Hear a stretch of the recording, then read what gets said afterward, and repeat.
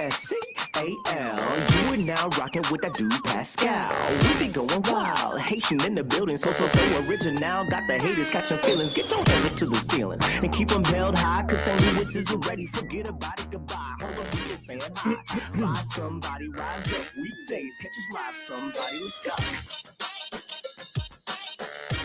Good morning, good afternoon, and good evening, everybody. Welcome to the Pascal Show. Hope you guys all doing well out there. Hope this show finds you in good spirits. I made a little bit of a mistake. I had the time all off.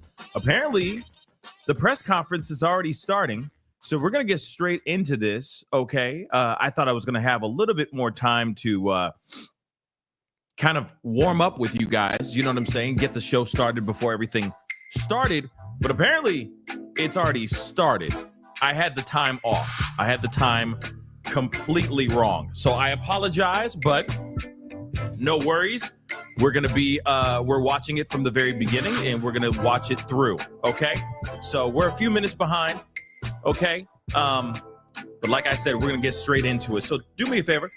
Hit that like button down below. Crush it, do it, do. Hit that reaction button if you're watching on other platforms. If you are watching on these other platforms like Facebook, X/Twitter, Instagram, TikTok, Rumble, Twitch, and Kick. Please make sure you hit that reaction button. Of course, also don't forget to follow me on those platforms. Go and follow me on YouTube here on my channel. Go and check out my two other channels, The Pascal Show Clips and Pascal Raw. Go check those things out. That'd be greatly appreciated. And we're going to get this thing going. Hit that join button down below. Become a member. Check out my Patreon. And, of course, check out pascalmerch.com. Okay, guys. You know, of course, this is a very, very big deal to me. Okay. Excuse me. I'm still like trying to get a whole bunch of. I'm still waking up, guys. So please forgive me for a second. All right.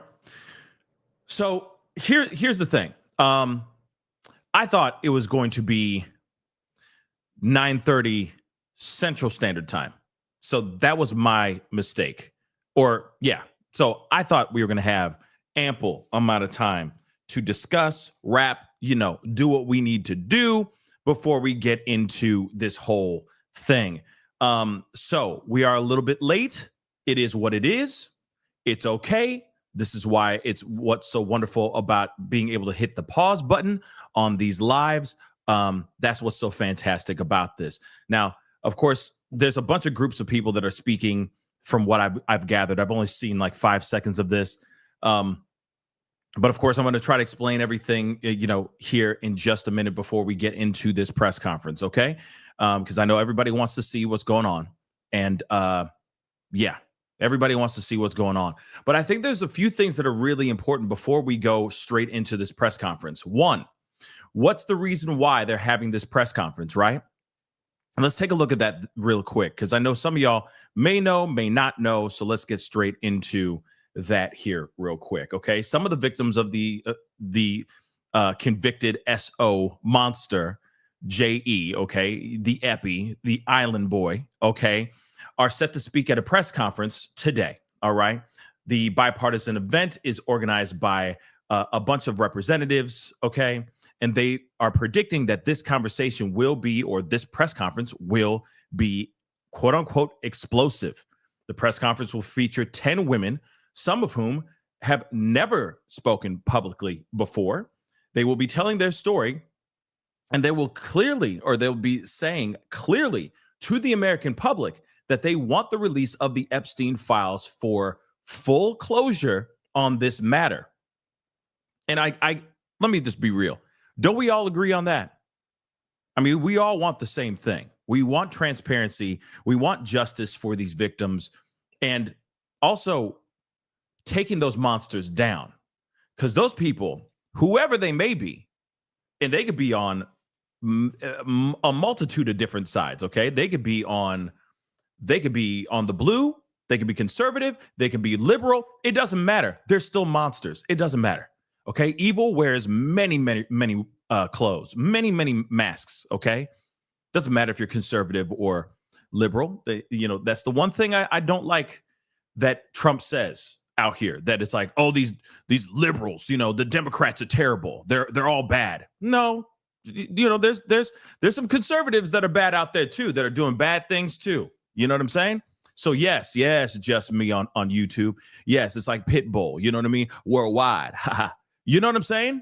It's worldwide, baby. Evil's worldwide. They don't give a damn what you vote for.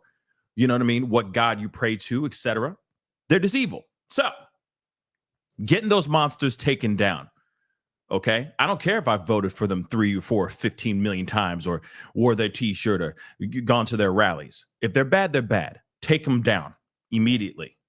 Okay, so Massie filed a discharge petition for the Epstein Files Transparency Act on September 2nd,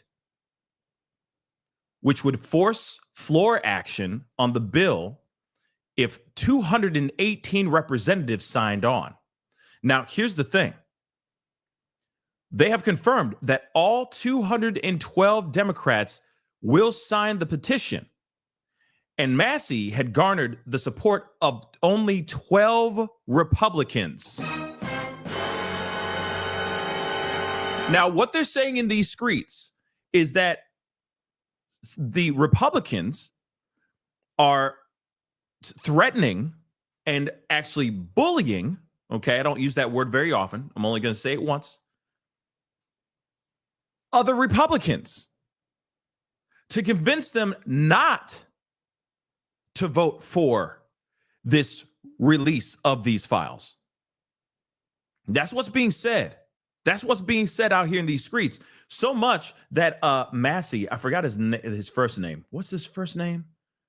Thomas Massie, okay, who happens to be a Republican from Kentucky. He's the person who put up online basically saying, hey, we got all these Dems, these Democrats, all down to support the release of the files. They're all for voting for it. And he said, all I have on the Republican side are 3 different people. One happens to be Noam. If it's not Noam. I got to get the name right. But they have Lauren Boebert, Marjorie Taylor Greene, and another woman that I'm trying to remember her name right now. And it may be in this article here. I forgot her name. But there's a video of her actually leaving the meeting with these victims in hysterics. It is Kristi Noem. I was right. No, it's Nancy Mace. Thank you. Thank you, no thanks. Thank you, no thanks. Okay, it's Nancy Mace. Thank you. Nancy Mace, I'm going to show you guys that video. She is literally walking out. Before we go and look at this this press conference, and yes, I know we're late. Okay, I know we're late. I thought it was going to be a different time, but I still want to give you backstory before we go into all this, okay? That's important, the backstory. But Nancy Mace is seen leaving a meeting with these victims in hysterics. She can't even talk. She is just bawling her eyes out, trying to walk out. Mum's the word, and user 7072. Thank you so much. Exactly. It's Mace. Nancy Mace, who's also a Republican, by the way. She voted for, she will be voting for the release of the files. Again, like I said, Marjorie Taylor Greene, Lauren Boebert, and Nancy Mace. These are the only 3 that have stepped forward and said, yes, I'm voting for it to be released. No other Republicans have stepped forward. 0. I mean, after them, which is very interesting. But apparently other Republicans within that party are threatening those 3 and anyone else who wants to go and vote for it to be released. Why would they do that? Yeah, MTG or MGT. Yes. Marjorie. No, MTG. You mean MTG. Yeah, MTG, Marjorie Taylor Greene, which, by the way, she's been one of the most vocal. She's been out there. She's been almost going, she's pretty much been going against MAGA, which is wild, right? And she's like, we must release these files. We must have transparency, right? So let me continue.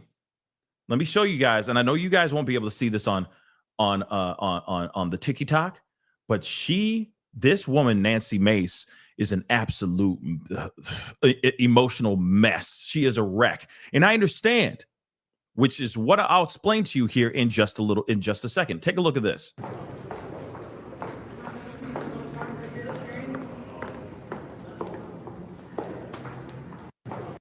Absolute hysterics, guys. Okay? An emotional wreck. Why would she be an emotional wreck? She heard a lot. She definitely heard a lot, Scorpio, on YouTube. Okay? She heard a lot. She also says that she's a victim and she's a survivor as well. So she said a lot of what they said brought back so many different memories, and they were so hard to hear that it triggered her. Totally understandable. See, it's unfortunate that we have victims or survivors actually stepping forward and saying, we are voting for this. We need full transparency. Everything be released. They have to be victims or have to be close to someone who was a victim or a survivor to actually understand what's really going on here. What about these other Republicans? What about all the men that are in that party that are going to vote, against the release of these files? Now, I want you guys to think about that for a second before we go into this. And in fact, let me show you Thomas Massie's tweet. Okay, he had a tweet that people were sharing quite a bit. I'm just trying to find it myself. And it doesn't matter what you think of the person, because obviously it's very easy for everyone to sit there and try to, change things like, oh, he, because of this, that, and the third, this is the reason why he's so, like, miss me with all that nonsense. What he's trying to do is something that should have already been done. Before we go into everything, because I want you guys to hear something. And this is from Thomas Massie himself. This is the tweet. Okay. He said in just 2 hours, this was yesterday that he posted this. Okay. This was yesterday. In just 2 hours, our discharge petition to force a vote on releasing the Island Boys files garnered 134 signers. We're over halfway to 218. So he says, thank you to Lauren Boebert, Marjorie Taylor Greene, Nancy Mace for signing the petition and standing up for the victims. Then he says, where are the men? I want to remind you, Thomas Massie is red. He red, he ain't blue. Before everyone goes, oh no, he evil man. For those of y'all who voted, who vote Trump, for those of y'all who are more on the conservative side, all right? He Republican. And he's calling out his own party. Basically saying, hey, everybody else, we got these three women, other Republicans stepping forward and signing this doggone paper and saying, release the files. Where's everybody else at? Where y'all at? Is this thing on? Where's everybody at?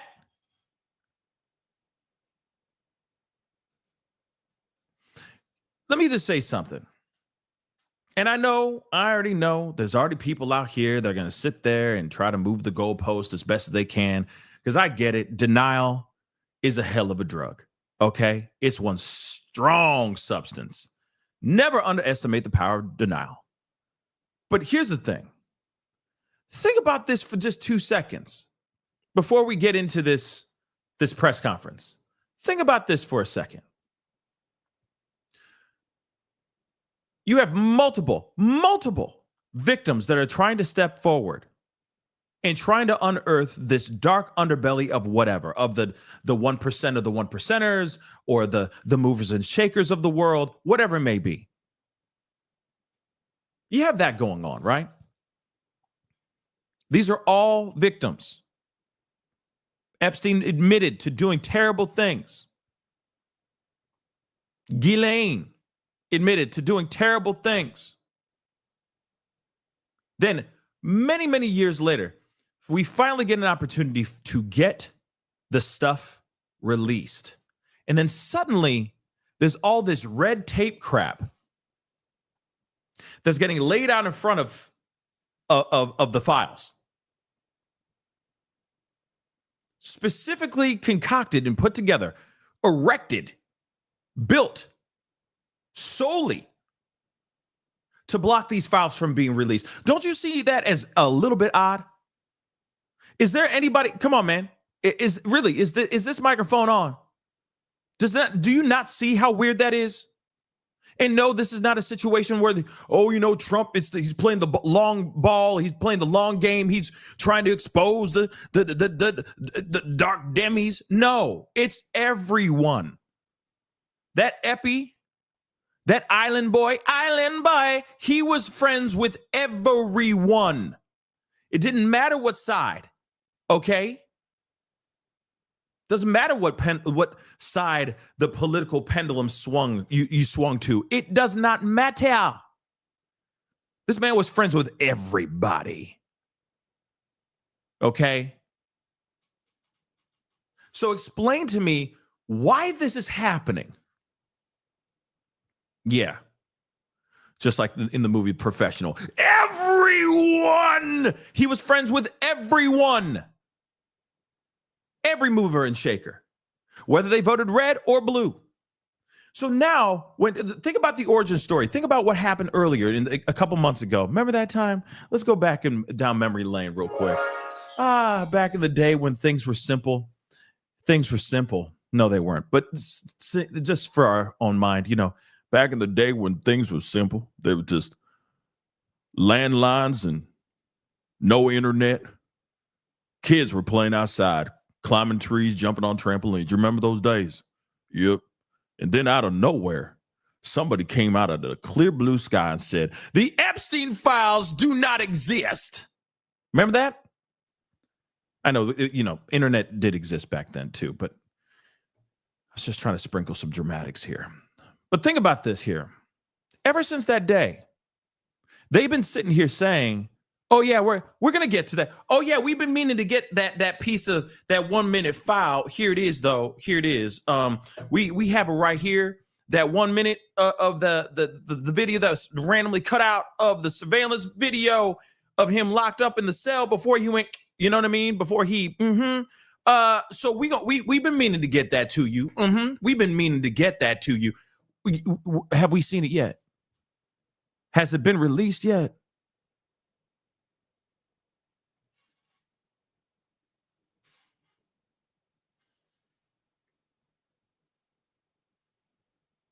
Has it been released yet? Yeah. Okay. Yeah, because I know somebody in the room is going to be like, but. No, just stop. Just stop. Answer the question. Has it been released yet? Has anything, except for yesterday, has anything until about yesterday been released that would be solid enough?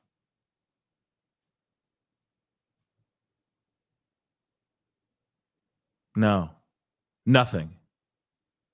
Look at what they're doing.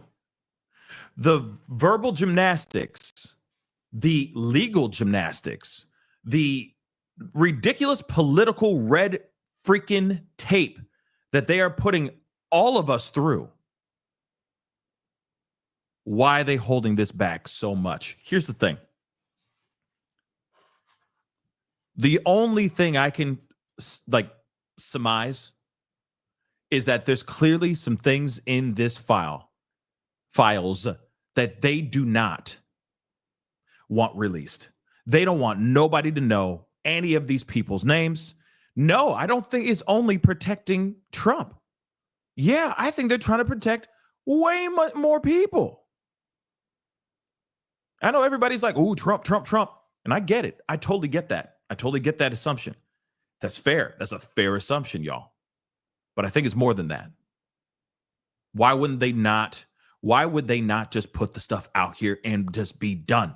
They've been talking about how they're going to do certain things. They've been jumping through hoops, trying to find every single thing that they can do to please the people. They need to just dump everything and be done with it. But they're not doing that. They're going, oh, now we got to get it to a House of Representatives so that they can vote on whether or not the general public can get those files and actually see them for their own selves. Oh, no. We got another committee, an oversight committee that needs to look at it and vote on whether or not the people can get to see the truth about this man and how nasty other people may be. Ain't that crazy? That's crazy. And there are people out here that are like, no. He just playing the long game, you see. That's what he doing. Trump got the game set up. He about to expose all these dummies, all these damn libbies, these liberals, okay, these woke mother lovers. No, it's everybody, guys. It's everyone. It's everyone. Sure. Let's just put out on the table. Maybe Trump's name is in the list, okay, or in the files. Maybe he has nothing to do with anything like that. Maybe he has nothing to do with it. He just happens to be friends with a monster, right? Just maybe. But he's protecting somebody. And he's going to everybody else underneath him and being like, okay, let's put up a whole bunch of firewalls. That's basically what they're doing. Firewall after barrier after barrier after barrier after barrier, boundary after boundary after boundary, wall. See what I did there? After wall after wall after wall that he's been building to stop this information from actually getting out. You know what? Here's the thing. The interview have you listened to the Ghislaine tapes at all? The recent ones. I'm not talking about ones in the past. If there's ones from the past, I don't know. That would be news to me. But I'm talking about where Deputy Attorney General Todd Blanche, Trump's lawyer, by the way, sat down with Gizzy. Did you hear any of that? And you mean to tell me that's supposed to suffice? That's going to be good enough? Yeah. Asking questions that are leading to her going, nope, never seen him do anything. He's absolutely a treasure. He's such a kind man. Never seen him do anything, never raised his hand, never did anything nefarious, nothing uncomfortable around these women. No, he was an absolute saint. Sign the paper so I can go to Club Fed. As it's drying, I will tell you more. Whatever you want me to say. On tape. Absolutely. He was an absolute gentleman. Never have I seen him do anything. All on tape. Audio.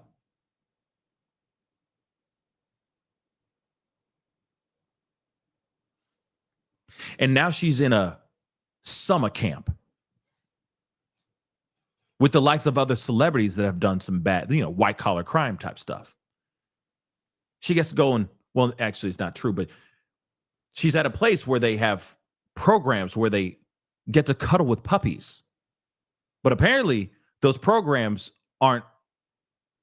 she's not allowed to be a part of those programs because she's in there for a violent crime.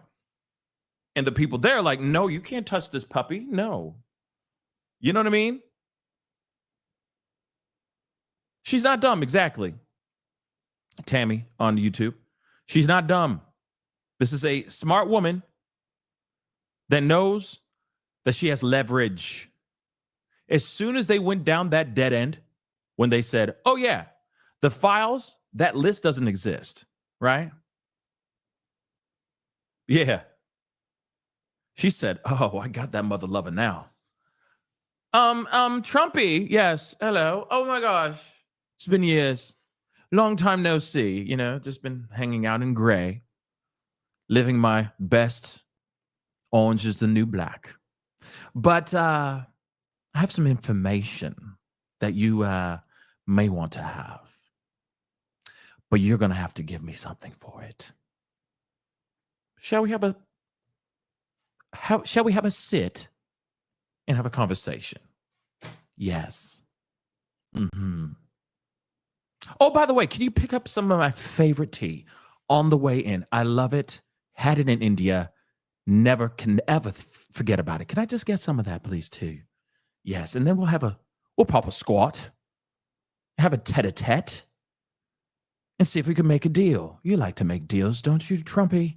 Yes. So that's exactly what happened. Come on now. Come on.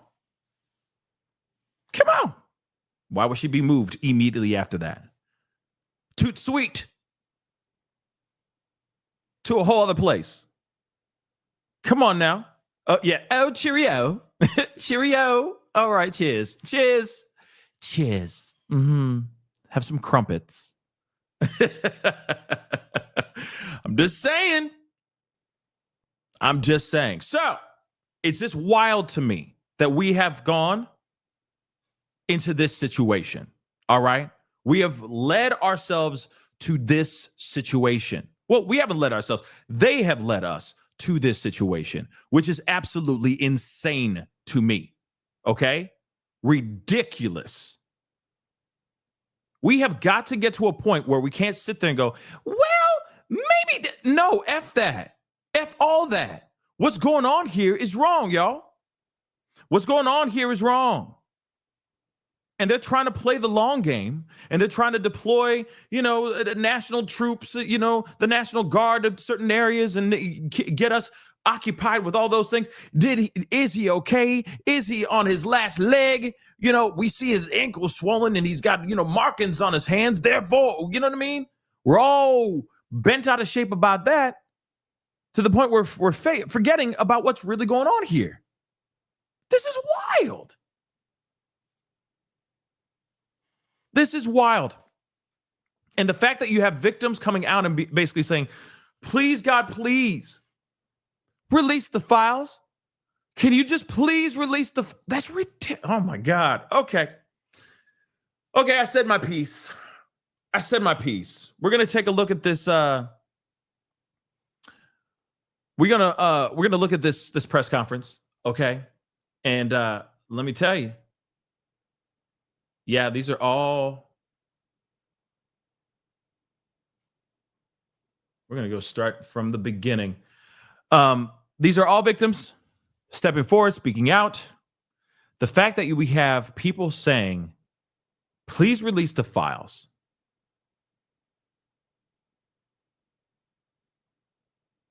It's nuck and futz, y'all. Okay? Trying to keep it clean on the show. I would curse, but I'm trying, you know what I mean? You know how it is. We got kids in the room. They'll be like, what's the F word? And then you're like shaking your fist at me. I don't want to be teaching your kids F words. Okay? That's for you to do. That's your job. Okay? Accidentally showing an R-rated movie and then suddenly they just start dropping the F-bomb. Now, here's the thing. Obviously, this has already started, so we're going to start from the beginning. If you can't see it, obviously, for those of y'all who are watching on the Tiki Talk, I would say go and hop over to my YouTube, okay, to the YT, check it out, okay? And and we're going to get started. One thing's for sure, Angel in Disguise has said they teach us them words today. You know what word they're going to be? The today's secret word is cover up. That's pretty much what it is. Because they're covering all this stuff up. And this is insulting. If you really think about it, y'all, this is absolutely insulting. You have multiple women that don't need to come out of hiding, speaking out about this. They don't have to. Actually, let me repeat that. Let me correct that. They shouldn't have to, but they have to. Why? Because the damn system is covering all of this up, hiding everything and trying to block everything with some sort of red tape bull niche. They don't need to vote for anything. They don't need to do any of that stuff. We shouldn't have to go through hundreds of different people on both sides, red and blue, to make a decision on whether or not the files get released. That should be general public. That should be part of the FOIA Act, okay? Freedom of Information Act. We should all have access to this information 24/7, no matter what. The only reason why they're holding on to this stuff is because there are names on this that would shock all of us. And it could be people that we love. Like I said, it could be people that we absolutely mother-loving love.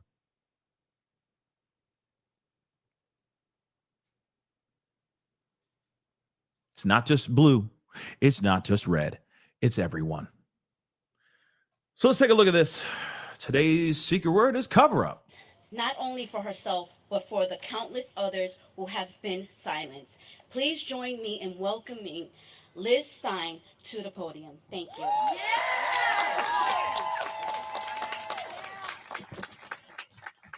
Good morning, everyone. Oh, wow. Welcome. Looking out into this crowd, it's so hard to believe that this is all happening. It was born out of frustration, sitting around a kitchen table, and look at us here today. I'm really blown away with all of this support. There's definitely power in numbers. Today, we're here to celebrate the great strength of my survivor sisters who are here in Washington, and to all of you who came out today to stand with survivors. My name is Liz Stein. I am a speaker, writer, educator, and activist in the anti-trafficking movement. I am a World Without Exploitation Stand Fellow, and I am also a survivor of Ghislaine Maxwell and Jeffrey Epstein. I met Ghislaine when I was a senior in college. I was just 21 years old. Maxwell introduced me to Jeffrey Epstein later on that day. That evening was the sliding glass doors moment that changed the trajectory of my entire life. I was once bright, fun, outgoing, and kind. I loved people, and people genuinely enjoyed being around me. But after meeting Jeffrey Epstein and Ghislaine Maxwell, it felt like someone shut off the lights to my soul. Instead of pursuing my dream of going to law school after graduation, overcoming the terror and the trauma that was inflicted on me by these sex traffickers, overcoming that became my decades-long full-time career. As sisters, as survivors, we're initiated into a sisterhood. We're in a sorority that none of us asked to join, but we all stand here today strong, stronger together because our collective voice is powerful. We stand together also to honor the beautiful souls who lost their lives in the pursuit of getting justice for Maxwell and Epstein's crimes.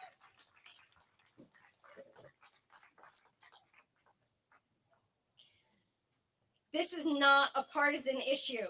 This is a crime, the crime of sex trafficking, and the criminals must be held accountable. Disbelieving survivors creates a culture of silence. There is strength in numbers, and our courage is contagious. I want to humanize sex trafficking survivors for you all, just for one moment. We are not others. We are your sisters, your friends, your colleagues. We are in your community. Think about the women that you love, and then think about them being the victim of sexual assault. It's uncomfortable, and it's hard to think about. Could you stand for their abuse? I hope not. This is a crime that, by our Justice Department's own admission, has 1,000 victims. 1,000 victims. Do you know 1,000 people? Think of the enormity of that. Could you be okay with a crime happening in your community to 1,000 girls, and young women and not holding the perpetrators accountable? I think not. The government's mishandling of this case has silenced our truth from the start. Nevertheless, beginning with Maria Farmer in 1996, the survivors of this crime have been relentless in speaking out and seeking justice, oftentimes at great risk to our own safety and well-being. It is the voices of survivors. I'm going to repeat that because it bears repeating. It is the voices of survivors of these crimes that are important. So we are here together. We are here together to stand united.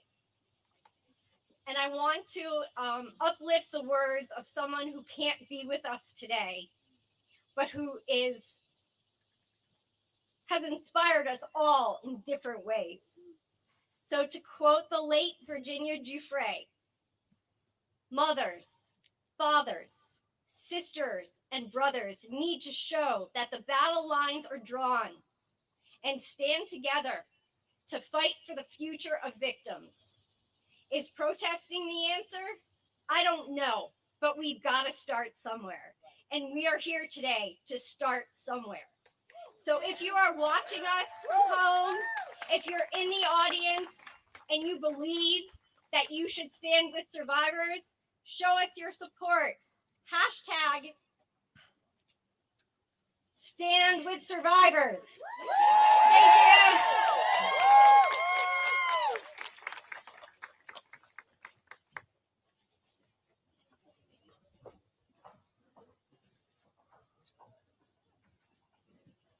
Don't forget to hit that like button, guys. That'd be greatly appreciated. All right, we're going to just keep it moving. Gets the story out there, I gets now the love to conversation welcome out to the there, stage brings more awareness. Victor That'd be greatly McCauley, appreciated.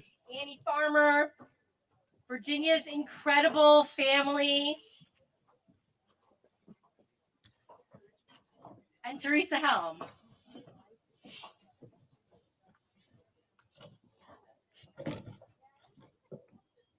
A 1,000 victims, guys.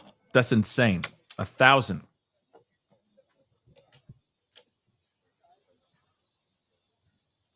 Good morning. We come together in the nation's capital at this watershed moment for survivors.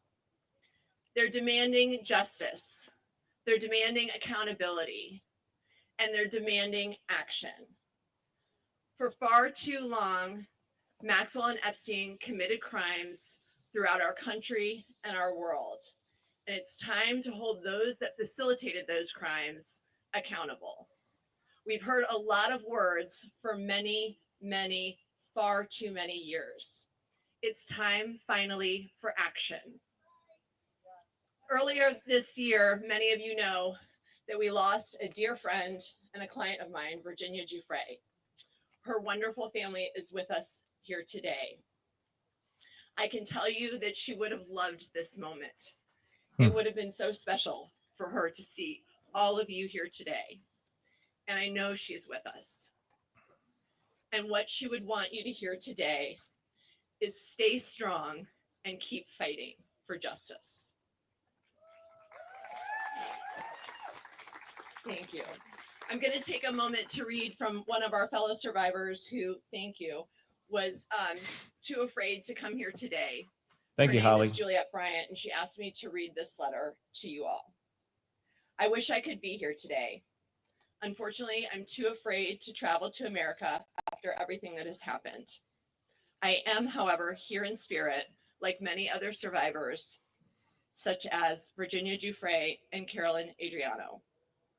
I want to speak out for all victims of abuse, especially those who can no longer speak, those both alive and dead. For years, the truth about Epstein has been covered up. They say there's no Epstein list. Speak to us. It's time to dig deeper, do the financial research. It's clear that for years there has been a big cover-up. We have all been lied to. It's especially difficult for victims of Epstein to move on when it's thrown in their face daily through the media without any closure. The public has now become the victims of this as well. We have all been badly hurt by this. It's time for the truth to come out. It's time to stand up for victims of all crimes. It's time for the perpetrators to be held accountable. Thank you for being here and for standing by myself and other victims. Together, we will make change. There is strength in numbers, and we will do it together. From Juliet Bryant.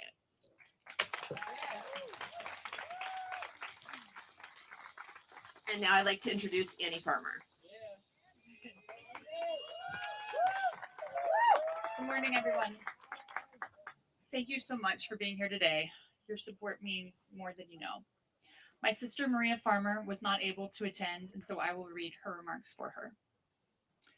Due to the debilitating effects of the last few years of cancer treatment, I am unable to be here today. My sister, Annie Farmer, will speak for me. She is a primary reason that I reported Epstein, Maxwell, and others to the FBI in 1996 after they assaulted us in 2 different locations and held me captive at Wexner's estate, while Maxwell also stole photos that were my private art studies and twisted them into child sexual abuse materials, harming my sisters and myself. In 2006, the FBI demanded my testimony for a federal trial, promising justice, but failed again. For 30 years, I fought not only sex traffickers, but a federal government that has enabled them, while that same government fully ignored teen safety and my many FOIA report requests. After 3 decades of failure, I am suing them for answers.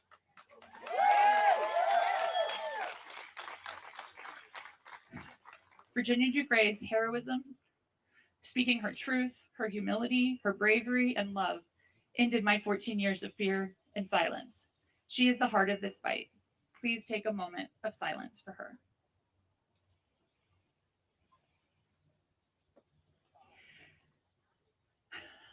And I would just like to say, speaking for myself now, how very much it means to see this show of solidarity today.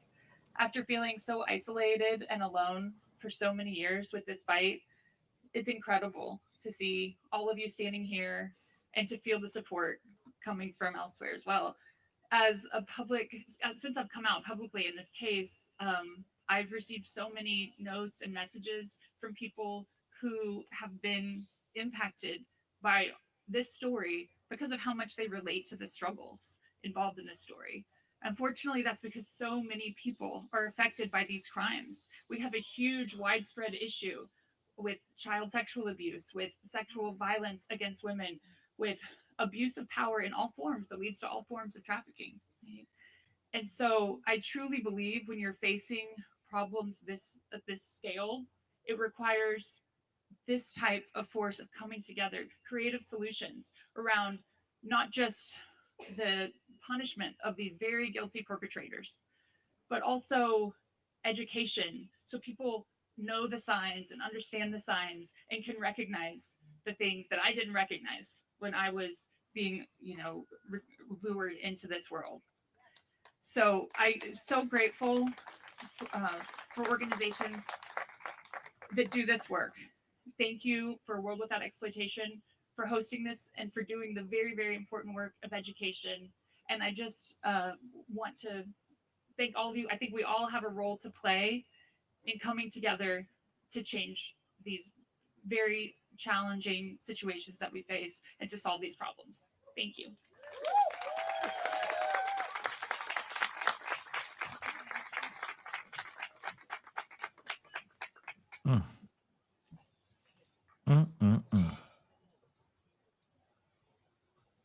Hello, everyone. This is Virginia Giuffre's brother, if I'm correct. My name is Sky Roberts, and I'm here today with my wife, Amanda Roberts, and my brother, Daniel Wilson. We are proud and heartbroken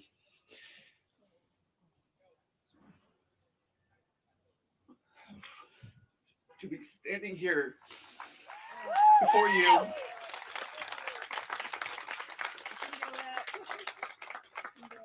as the family of Virginia Roberts Giuffre. Virginia is not only our sister, she is a warrior. a survivor.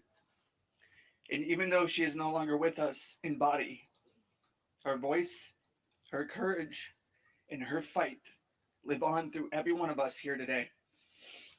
We want to start by saying thank you to the survivors who show unimaginable strength simply by standing here, to a world without exploitation, whose tireless work helps turn pain into purpose, and to every person who refuses to stay silent, even when the world makes it easier to look away. It is an honor, a true privilege to stand with you, to support you, and to help keep Virginia's voice alive.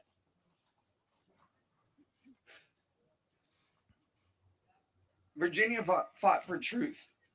She fought to expose a system that allowed the wealthy, the connected, and the powerful to exploit and abuse girls and young women without consequence.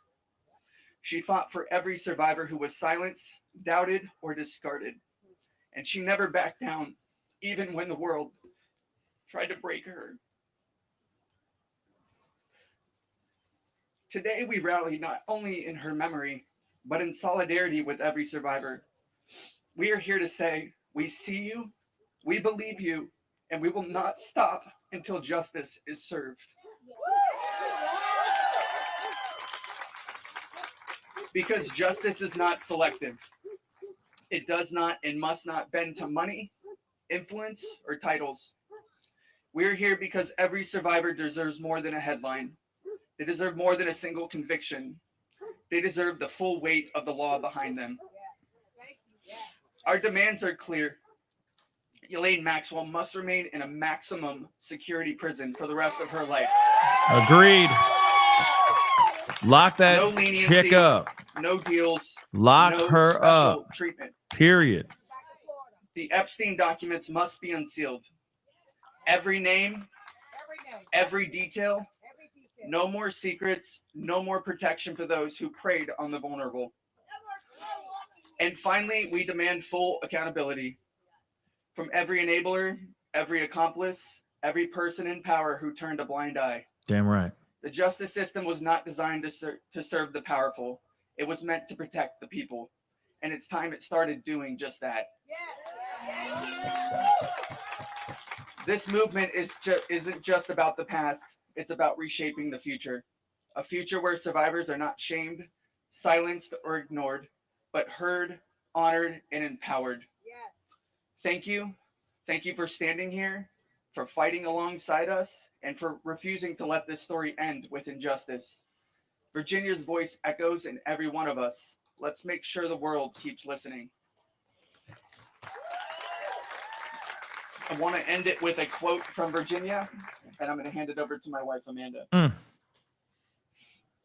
Come on. Come on This is now. a quote from Virginia's journals. I look forward to the days when money and power does not stop the truth from coming out and the righteous prevail.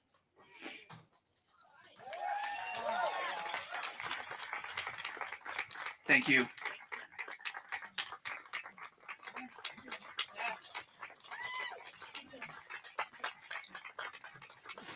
Oh, boy. Well, good morning. I am Teresa J. Home.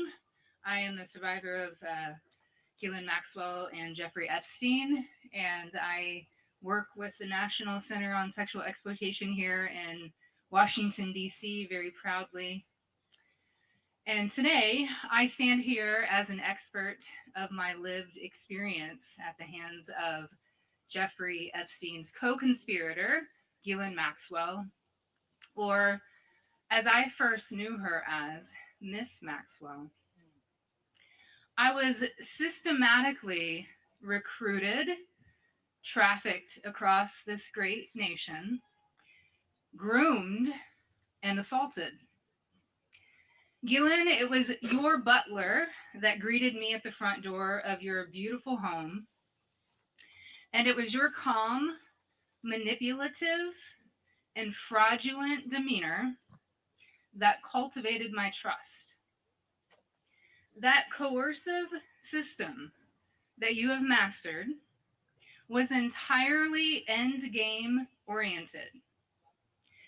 And that end game was to feed the perversion of you and Jeffrey through sexual violence. So sorry, I don't mean to interrupt, but I just want to let you know there. And thank you so much for the comment here. It looks like there's two different press conferences going on at the same time. We have victims that are speaking here on Capitol Hill, and I guess there's another conference going on at the same time somewhere else. So when we get done with this one, we are going to go over to the other one and take a look at that as well. Okay, because this is insane, because it's going on it's everywhere. We got this over here, but then we got other ones. We got another press conference happening somewhere else as well. So it's not done. So I'm looking it up, just so you guys know. Wow. And thank you to whoever I just saw the comment. I don't know whose name is what it was. I would give you a shout out if I could. But thank you so much for letting me know that. But yes, but as you can see, we have victims speaking here, and then we have victims speaking somewhere else, which is wild. It's both at the same time. So just be ready. We're going to be looking at that, okay, when we get done with this, okay? So, wow, crazy. Okay, let's continue. Oh, again, thank you so much for being here. I don't mean to interrupt this speaker, because, of course, her time and what she's saying is just as important as anybody else's. But I just wanted to give you guys that update and that heads up, okay? So we'll get to it when we get to it, okay? So let's go. It was you who sent me off to the home of a monster, knowing what was waiting for me. Ghislaine Maxwell, you are the system.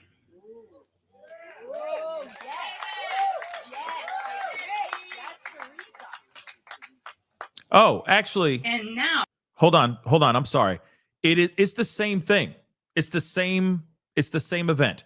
So it's not two different things happening at the same time. Just so you guys know, there's victims speaking here, and then there's others speaking in a different location, but it's like the camera pans over to a different location, just so you know. So it's all the same feed, okay? Just more and more victims are speaking out, and of course lawmakers are coming out, elected officials are speaking out, and all that too. So we're going to be seeing a lot of stuff.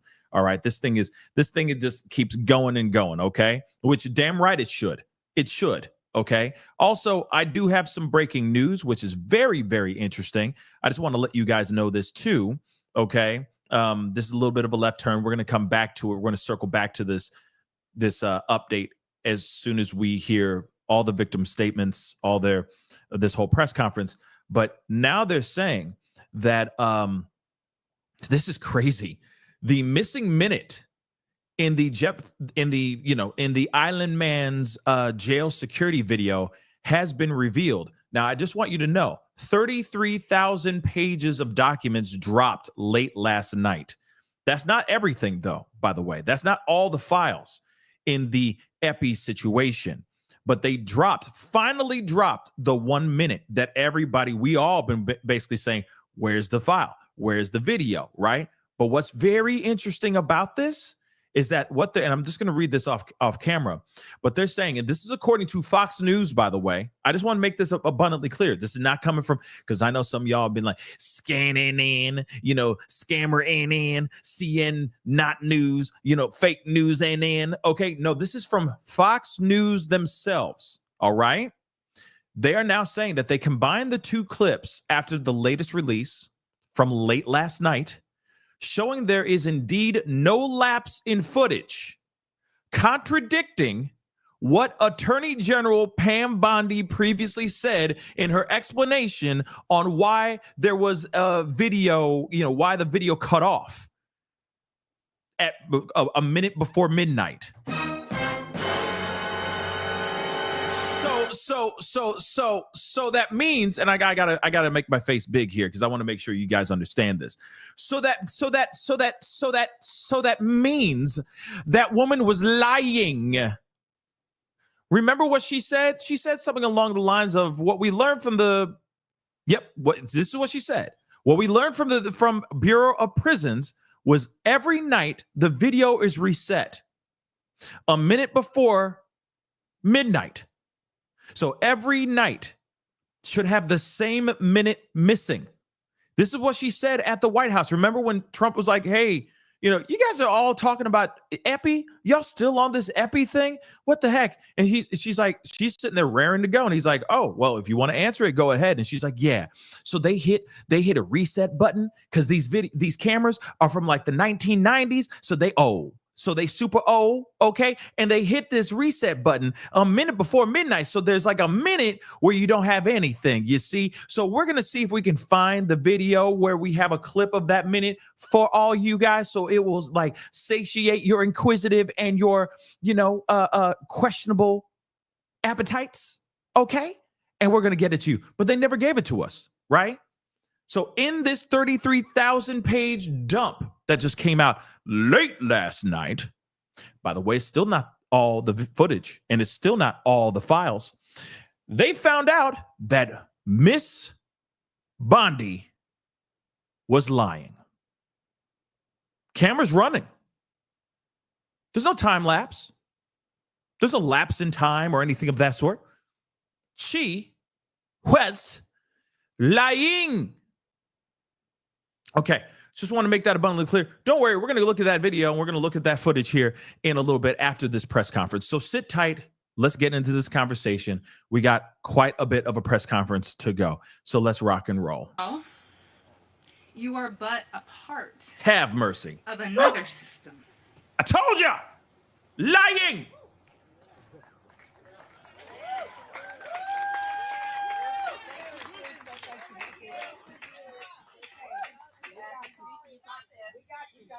One that you've earned through your very own choices and actions. A prison system where you deserve to live for every moment of your 20-year sentence. And that alone is not enough. Systems require support. There are others that are complicit, that have caused harm to women and children, that have benefited from that harm. And as it stands in this moment, have enjoyed impunity and dodged accountability. We've heard her voice, now hear ours, loud and clear. Systems built with a root of corruption, violence, and deceit always crumble. That time is coming. Your pseudo power has diminished. It is our time in the power of justice, of common sense. It's our system now. This is a call to action. Now is the time to sift through and get rid of the perpetrators and bad actors. This imminent shift is how our country operates. It's how we will secure this nation's future. And the world is watching. And before I step away, I wanted to add one quick thought. Let's stop calling it an Epstein client list. And let's call it what it actually is. It's Epstein's sex buyer list. Thank you.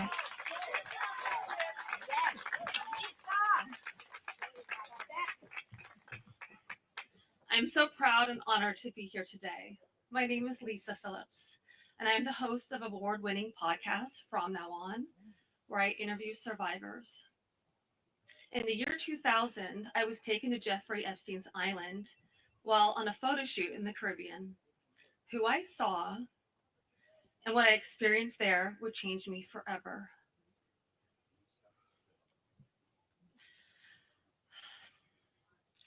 For months, I had to avoid Jeffrey, but he told me that if I wanted to succeed as a Ford model, he could make it happen. And he was right. He introduced me to Katie Ford and many others in the entertainment business. His grip on the modeling business was undeniable.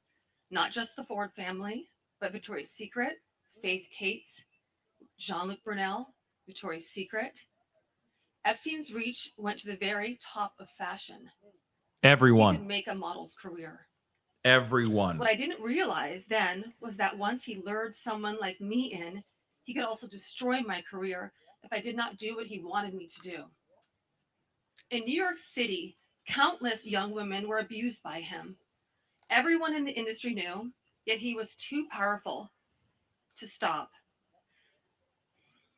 He had friends in all over entertainment and arts, and his value to those friends made him untouchable. But I ask you, why? Who was he to our government that he was allowed to operate openly for decades? Why was he allowed to sponsor visas for young models, using their immigration status as leverage to abuse them and silence them? Epstein was not just a serial predator. He was an international human trafficker. And many around him knew this. Many participated and many profited. And yet he was protected. Crazy. I know what it's like to be trafficked to others. I know that the files contain the names of powerful men who have been shielded because of their fame or their fortune. So I stand here today, not just for myself, but for every woman who has been silenced, exploited, and dismissed.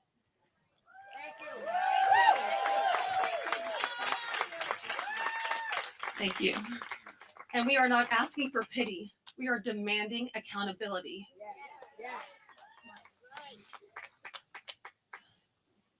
Congress must choose. Will you continue to protect predators, or will you finally protect survivors? Transparency is justice. Release the files, end the secrecy, and stand with us in declaring that no one, no billionaires, no politicians, not world leaders, is above the law.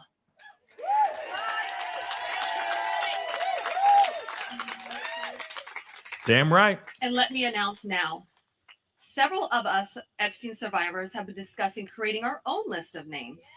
I was about to say the names, man. Just say the mother-loving names. Get it over it. We know the names. You know the names. Say it. That's what I'm saying. Just say the names. Many of us were abused by them. Now, together as survivors, we will confidentially compile the names we all know were regularly in the Epstein world. And it will be done by survivors and for survivors. No one else is involved. Stay tuned for more details on that. Because history is watching, and so are the women who will come after us. Thank you.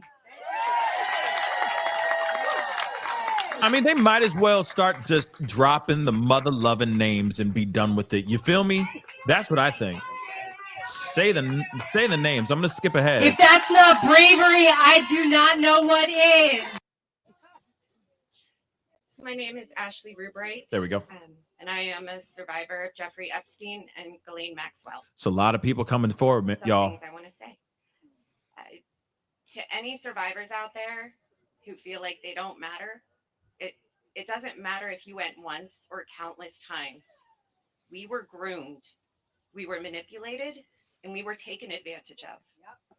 For decades, survivors have been suffocated by speculation. We've been mocked, we've been doubted, we've been re-traumatized, while those responsible hide in secrecy. Why don't we deserve justice? This is not partisan. However, this is very political, as the only path to justice is through our political system. And this is about justice. This is about accountability. This is about protecting the innocence of our children and honoring the dignity of survivors. Everywhere we turn, the story follows us. It's in headlines, jokes, music, grocery store checkout lines, random conversations that you hear people having in restaurants. For more than 20 years, we've been unable to escape it. And every time new promises are made, our sparks of hope are lit, only to be extinguished again. We are tired. However, we are not going away. We will not stop or give up, and we will be on the front lines of this battle. We are no longer scared. And let's be clear, there were so many enabling adults. Those enablers actively turned a blind eye, and they are the greatest danger. Yes. And you know who you are, as do we. You allowed us to be abused for a fat check and a cushy life, which you still have. And to those in power, hear us clearly. Do your job. Release what needs to be released. Yes. And hold those responsible accountable. Survivors, sorry. Thank you. Survivors deserve peace. Survivors deserve truth. Survivors deserve justice. And to my fellow survivors, your voice matters, your story matters, and you matter. Together we are louder than the silence. Together we will not stop until justice is done.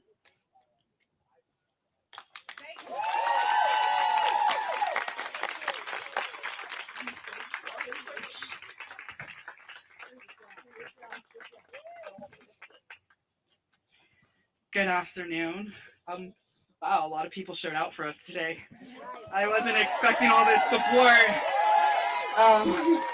What an incredible feeling, and thank you for everybody for being here. I'm gonna try to make this as quick so the other girls don't have to be crunching for time. My name is Haley Robson. I came out in 2019 on the documentary Filthy Rich.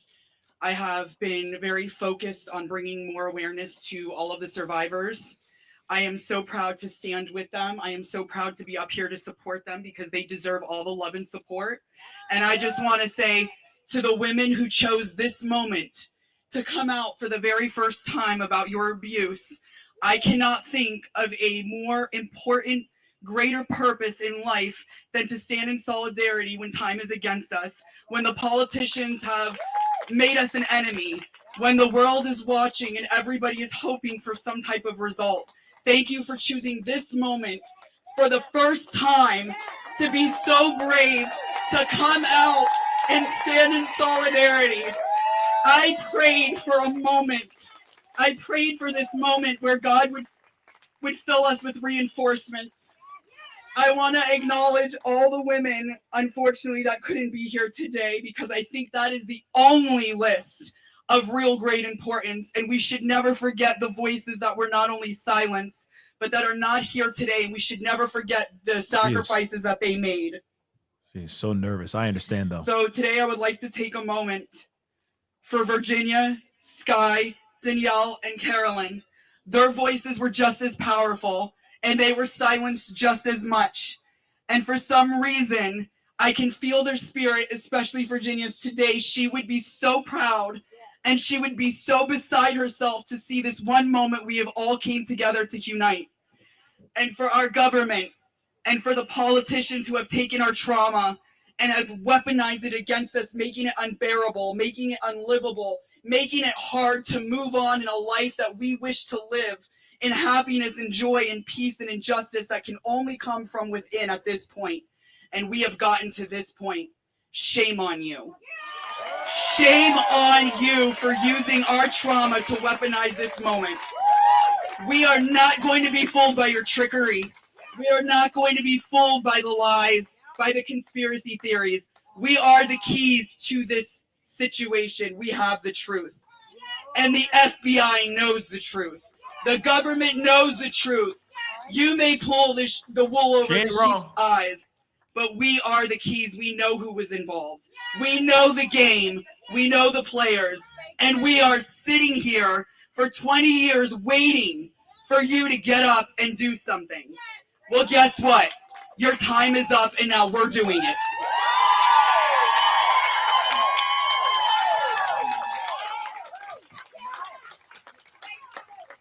How do you follow that? Hello, everybody. My name is Wendy Pasante, and I was abused by Jeffrey Epstein when I was 14 years old. I'm not here to relive what happened. I'm here to be counted and to make sure others are counted too. I once believed My silence was strength. Hold it together. Don't draw attention. Today I know that strength sounds like my voice. It sounds like everybody's voice is up here. Silence only protects predators, not children. People ask, what about the victims? We're here. We're here today, and there's more of us. I stand with many who are still finding their words. I live in a world where being understood is a struggle, where people in power would rather sweep us under the rug in hopes that we'll go away. We won't. Being a survivor is not a headline, it's our life. We have to live it. It's panic in a grocery store. It's smiling at work while my hands tremble. It's waking up at 3 a.m. with my heart racing and not knowing why. It's living with PTSD, anxiety, and depression, and your nervous system's on guard at all times, even in the safest room around the safest people.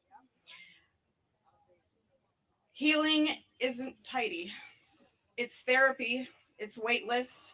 It's trying a medication and trying again, over and over for years. It's setting boundaries with some people who won't understand. Survival isn't weakness, it's wisdom we've earned. If you are a survivor hearing me, your voice is never too late, too much, or too little. If all you could do was show up today, you're already trying to make a difference. You do not owe anyone your story. You are owed safety, care, and belief. Your breath is proof that harm does not get the last word. I'm not asking anyone to take a political side. I really don't even follow a lot of politics. I'm asking you to take a stand in solidarity. Protect the vulnerable, not the powerful. Protect children and survivors, not titles and reputations. Our silence doesn't keep us safe. And I hope today's courage from all of us ladies can help someone else be safer tomorrow. We are here and we refuse to be erased. So thank you guys for listening to all of us and being here today.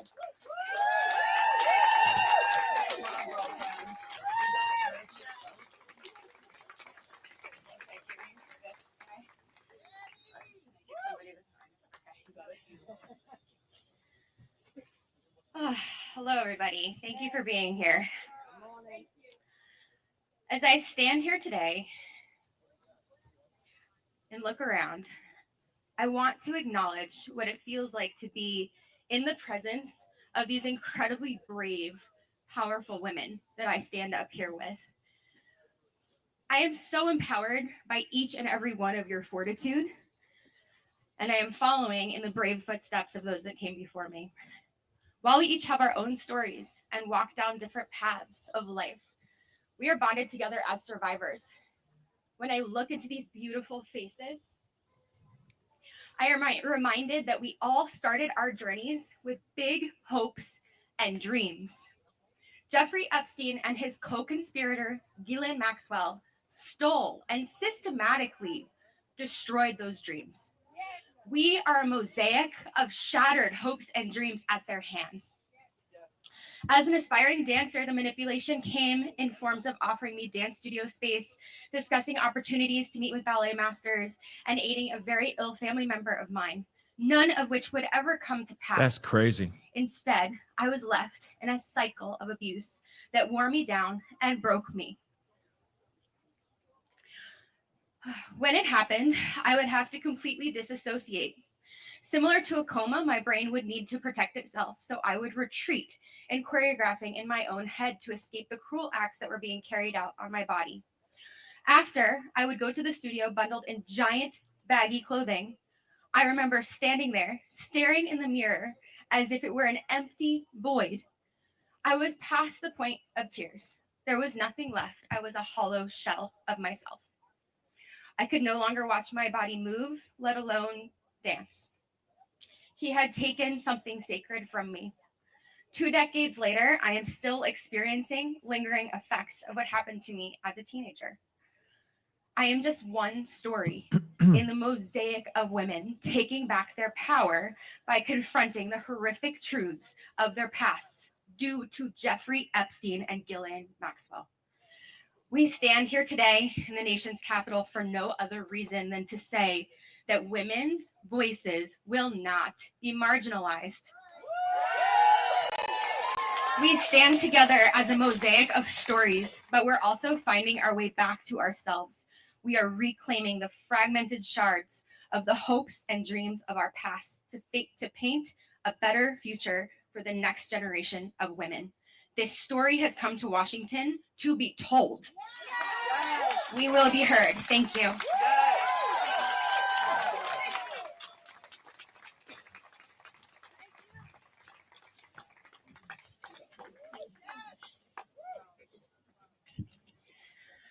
My name is Jess Michaels, and I'm a 1991 Jeffrey Epstein survivor. 27 years. For 27 years, I thought I was the only one that Jeffrey Epstein raped.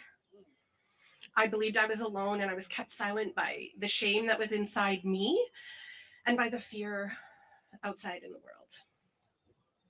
But I wasn't the only one. None of us were. And what once kept us silent now fuels that fire and the power of our voices. We are not the footnotes in some infamous predator's tabloid article.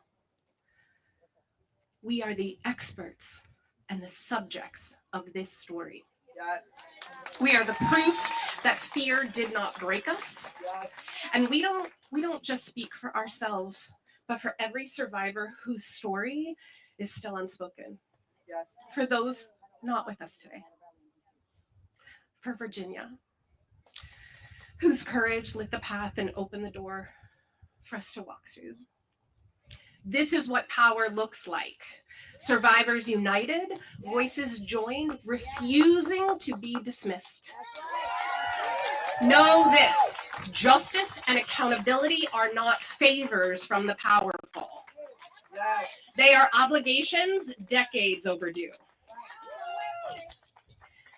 This moment began with Epstein's crimes, but it's going to be remembered for survivors demanding justice, demanding truth, demanding accountability, and we will not stop until survivor voices shape justice, transform culture, and define the future. We are no longer whispers. We are one powerful voice too loud to ignore, and we will never be silenced again. Thank you.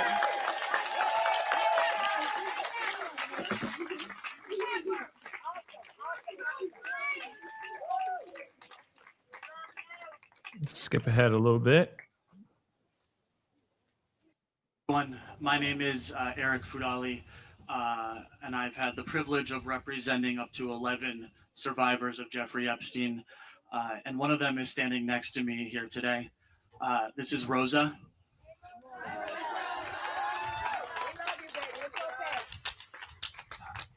You may not realize this, but what I just did is the first time anyone has ever said Rosa's name publicly as being attached and being abused by Jeffrey Epstein.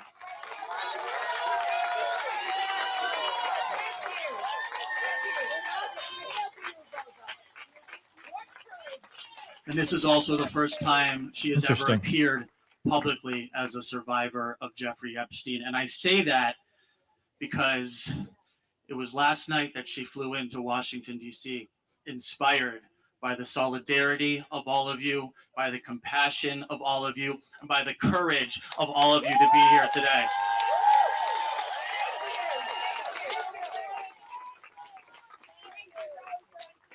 And I'm so proud of Rosa, and I'm so proud of all of you. But the truth is, Rosa shouldn't be here today. Rosa shouldn't have to be here today, and I'm going to tell you why.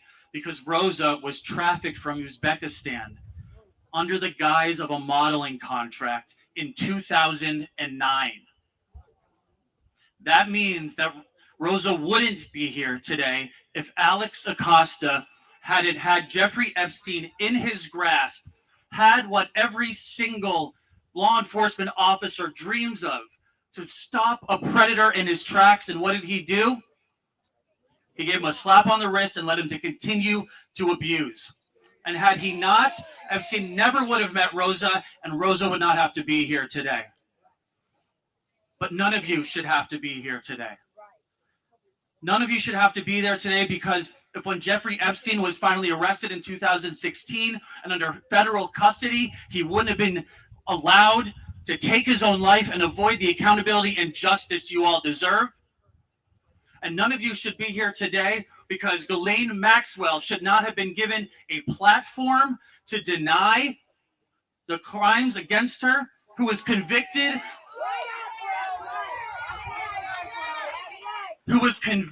of trafficking and tricking 14-year-old girls. She should not have been given a platform, and she should not have been rewarded after that platform in a minimum security resort.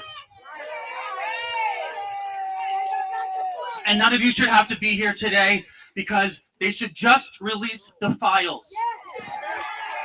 No more slow rolling, no more meetings, no more strategy, no more interviews behind closed doors. Release the files and give you all and Rosa the accountability, the exposure, and most importantly, the closure you all deserve. Thank you.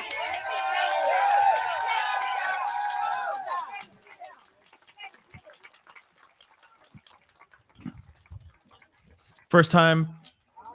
Our last Victim. speaker this morning is But no there's stranger more. to the plight of survivors. And so with that, I'd love to welcome Gloria Allred to wrap us up here. Gloria Allred is coming to the podium.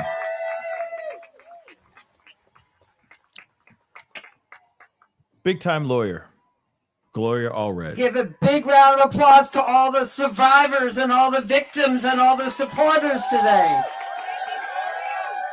This is the big day, guys. I commend Big you, and day. it matters that you're here. Let me just say, your voice is important, but power only recognizes power. And for many years, we have not exercised our power in a way that helped win change. And you all and we all have been betrayed. I represent Alicia Arden and 26 other brave survivors of Jeffrey Epstein and some of Ghislaine Maxwell. And in 1997, my client Alicia Arden went to the police in Santa Monica and said that she had been the victim of sexually inappropriate conduct by Jeffrey Epstein when he invited her to be auditioning for Victoria's Secret catalog. And she went to the police and they said, why don't you think about it before you file a police report? She thought about it and came back the following week and filed the first documented police report against Jeffrey Epstein in 1997. And you all were betrayed because there was no prosecution. Believe women. Let's hear it. Believe women. Believe women. Believe women. And then the victims and all of us were betrayed when in Florida, Mr. Acosta made that deal, U.S. attorney, is for the Southern District of Florida, made that deal that instead of 60 felony counts that could have been filed by the United States attorney, 2 counts were filed by the state attorney, and Jeffrey Epstein, without having a trial, was able to go to his office every day as part of the sentence and just sleep in the jail at night for 13 months. Is that justice? No! You were betrayed. And then, of course, there was New York. New York, where Jeffrey Epstein was brought in, arrested. I saw him at the last hearing in federal court. And so many victims and so many survivors thought, at last there's justice. But instead of justice, there was a dead body, the Metropolitan Correctional Center, and questions are still being asked. Was it suicide? Was it homicide? But the victims never got to testify at trial and confront that sexual predator. Was that justice? No! We're overdue for justice. We're not going to be waiting for justice. We are fighting for justice. And let me tell you, no more talk of the word pedophiles, which only means a man who is attracted to children. We're not talking about pedophiles. We're talking about sexual predators and child molesters. Let's get the word in about what the crime was that they committed. Do you agree? And finally, let me just say, these predators took advantage of vulnerable children, of vulnerable adults. We know how vulnerable women can be. And they abuse their power, and they abuse their trust. And it's time to meet power with power. There are 3 stages of evolution. The first is victim, the second is survivor, and the third is fighter for change. Are you going to be fighters for change? Not just today, but every day. Not just in politics in Congress, but in lawsuits, in speaking to people, your coworkers, your children, your mothers. Help them, support them to stand up to win justice, because nobody has ever given women and children any rights. We've always had to fight to win them. We've had to fight to keep them. Will you fight that fight? And I leave you with this, one of my favorite sayings. Pray for the dead, and that's for Virginia Roberts and all those who didn't make it here today. Pray for the dead. But fight like hell for the living. Keep up the fight. Let me hear it. Keep up the fight. Keep up the fight. Keep up the fight. Keep up the fight. Thank you very much.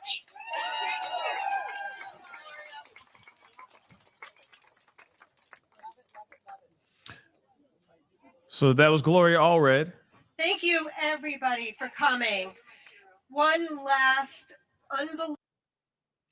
Okay. And then, of course, they're not done yet, because obviously there's a whole lot more. They said one last, but now we're hearing from elected officials now.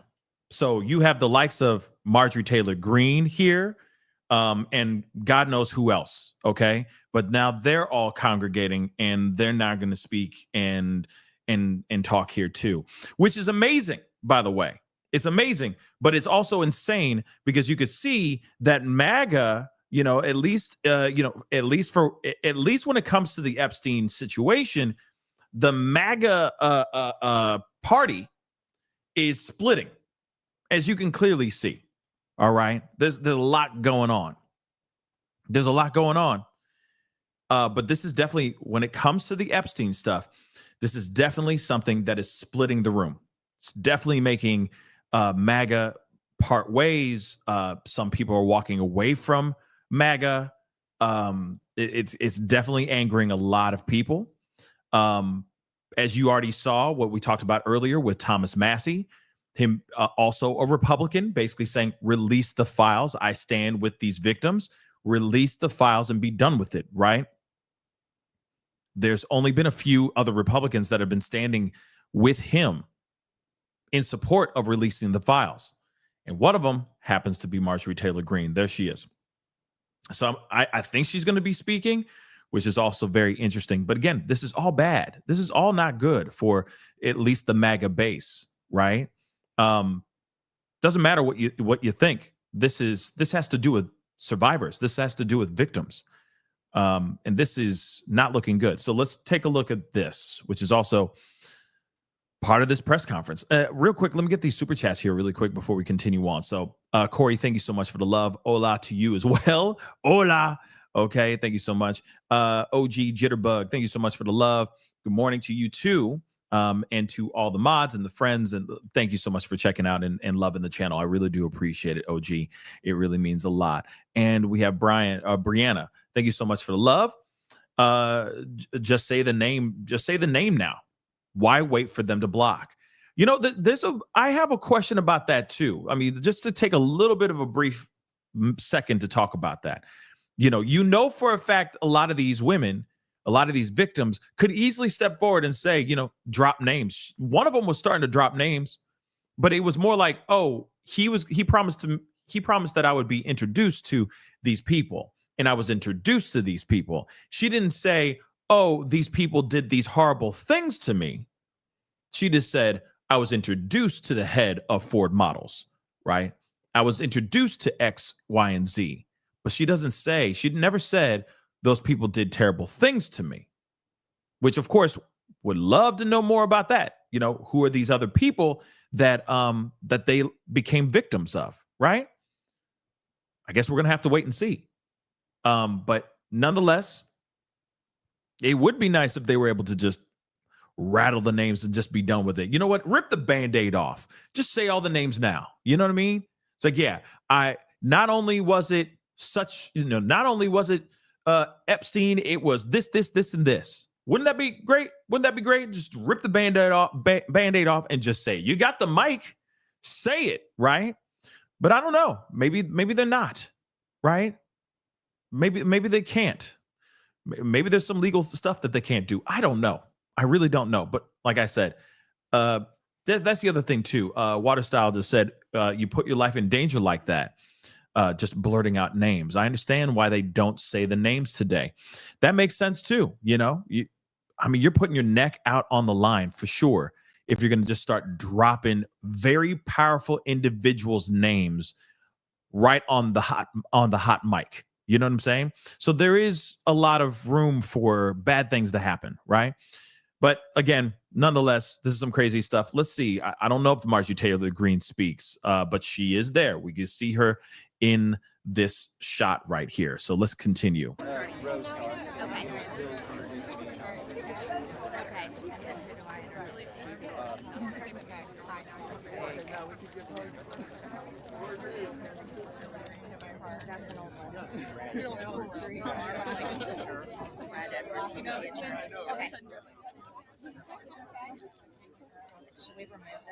I'm going to skip ahead a little bit. Yeah, that's all. Good morning. And let me get this super chat real fast. It says here, if you're going to drop names, you really have to make sure you have all the legal boxes checked. These people are rich, powerful, and have a lot of influence, even within the legal system. You are not wrong with that, man. Rye the guy, thank you so much for the love. I appreciate it. You are not wrong, Rye. That's a very good point. You got to make sure you have all your ducks in a row. Make sure you got you got some friends in your corner. Some with protection, and also legal protection. If you get what I'm saying, yeah, you can't just be messy out there, right? So that does make sense why they wouldn't be out here just dropping names. But I know that that's not going to suffice. That's not going to satisfy people. People will sit there and go, yeah, the reason why they're not blurting the names is because the names don't exist, because they're not victims of these names. You see what I'm saying? There's always going to be room for the naysayers to come out and say, will, you know what I mean? But we'll see what happens. We'll see. We will definitely see. That woman that was dropping some names there, a few names, she didn't accuse them of anything. She just dropped names. I mean, she has a podcast. Maybe she'll use the podcast to unearth the names. I don't know. We'll see what happens here. But let's get into it. Hello. Please, if we could just out of respect for particularly the survivors who are going to speak, if we could have some silence. And if folks could just please calm down. People can speak when members of Congress are speaking. I just want to make sure that the victims and survivors are going to be heard today. I want to begin by thanking Brittany Henderson and Brad Edwards for their tireless work in the pursuit of justice. And I want to thank Sarah Drury on my team for working with them. Above all, I want to thank the survivors who are here today, whose courage and strength have brought us to this moment. I want to thank my co-lead, Congressman Thomas Massie, and Congresswoman Marjorie Taylor Greene for standing with survivors here today. Today, as you can see, we're united in restoring trust in government. We're here not as partisans, we're here as patriots. We begin the work of bringing this country together, progressives, independents, moderates, and yes, MAGA supporters, to demand truth and justice. A nation that allows rich and powerful men to traffic and abuse young girls without consequence is a nation that has lost its moral and spiritual core. Americans are asking a very simple question. How is it possible that in the richest, most powerful country in the world, there are corrupt special interest forces, both foreign or domestic, that are preventing the release, that have a stranglehold on our government and are preventing the release of the full Epstein files? There is something that is rotten in Washington. Less than 1% of these files have been released.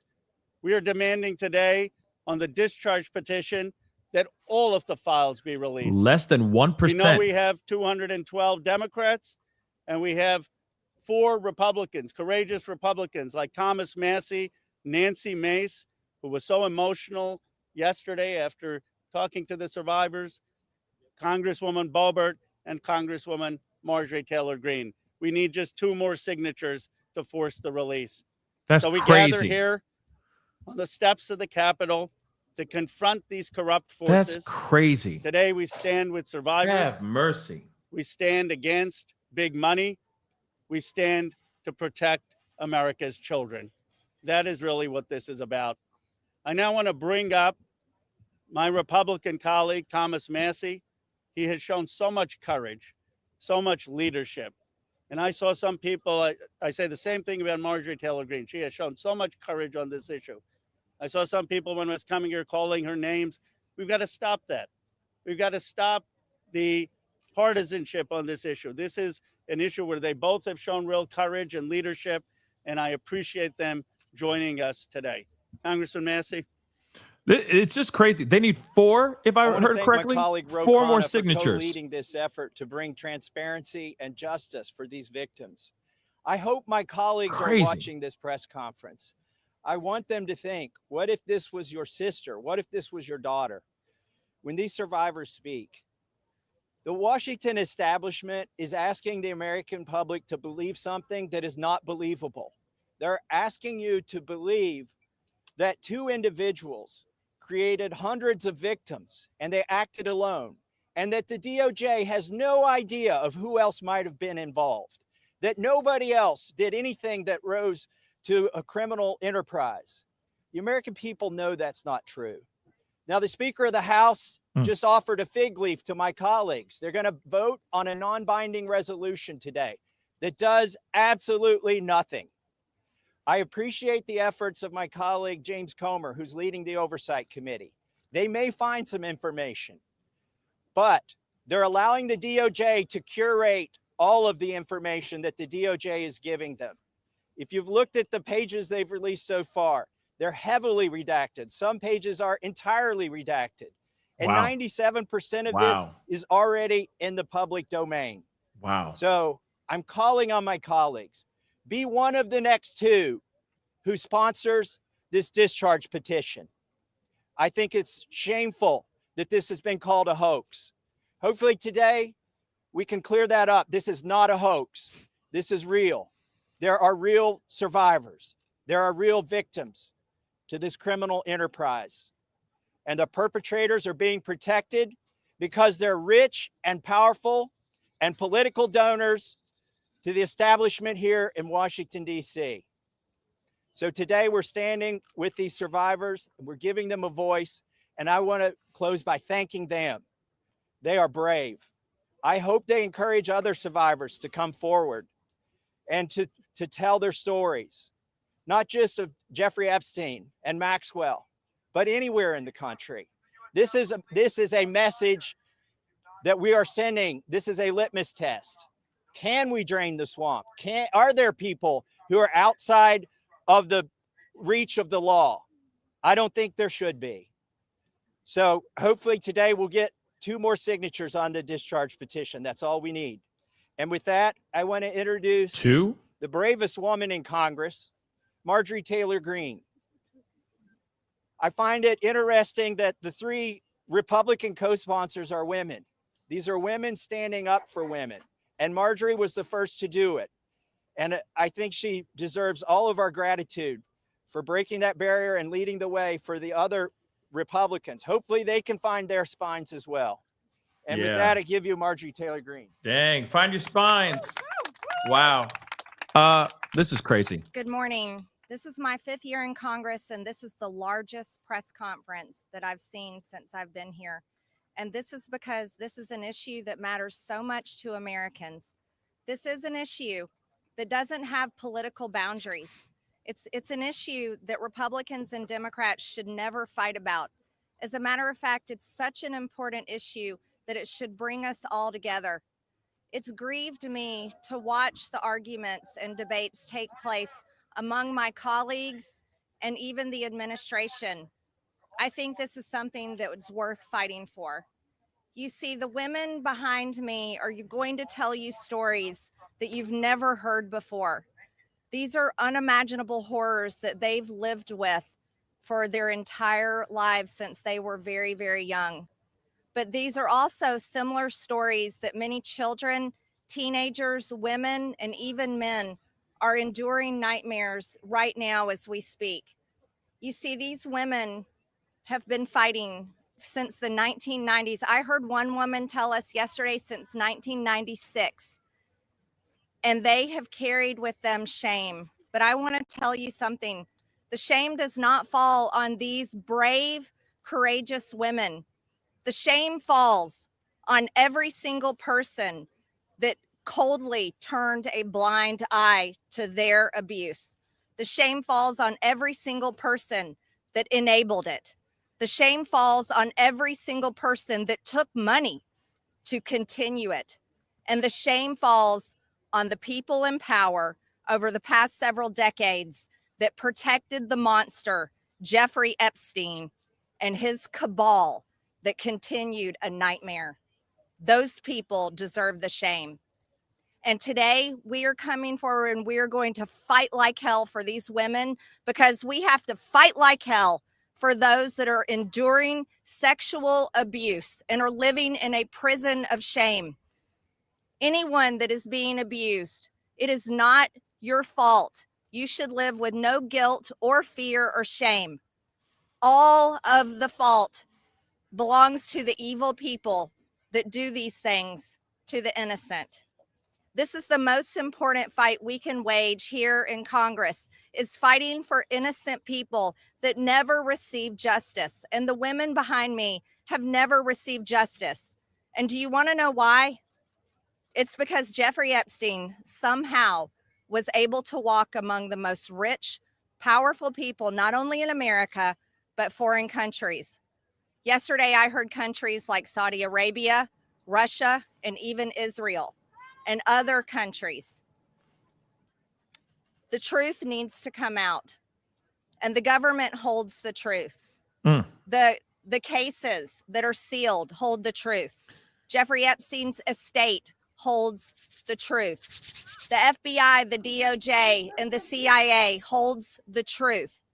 And the truth we are demanding come out on behalf of these women, but also as a strong message to every innocent child, teenager, woman, and man that is being held captive in abuse. This should never happen in America, and it should never be a political issue that divides us. And I want to thank Khanna and Thomas Massie for doing something brave, crossing political boundaries for a very important fight. And I'm honored to join both of them. And I'm honored that Nancy Mace and Lauren Boebert signed the discharge petition along with myself.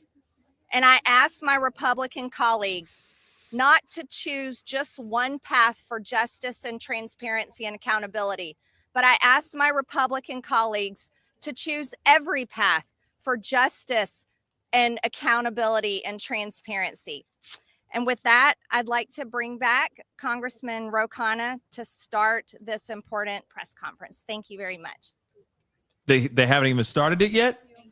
Thank you. I thought it began. Congresswoman Greene, for your courage and for being here. And thank you again to Congressman Massie for co-leading it. I now would like to introduce two people who have been fighting this for decades. They haven't had their voice heard. The victims haven't been heard. They haven't just been on this in the last few months. They've been doing this in the wilderness for years, and they are really models of courage. Bradley Edwards and Brittany Henderson, who are the attorneys for the victims. Thank you for being here.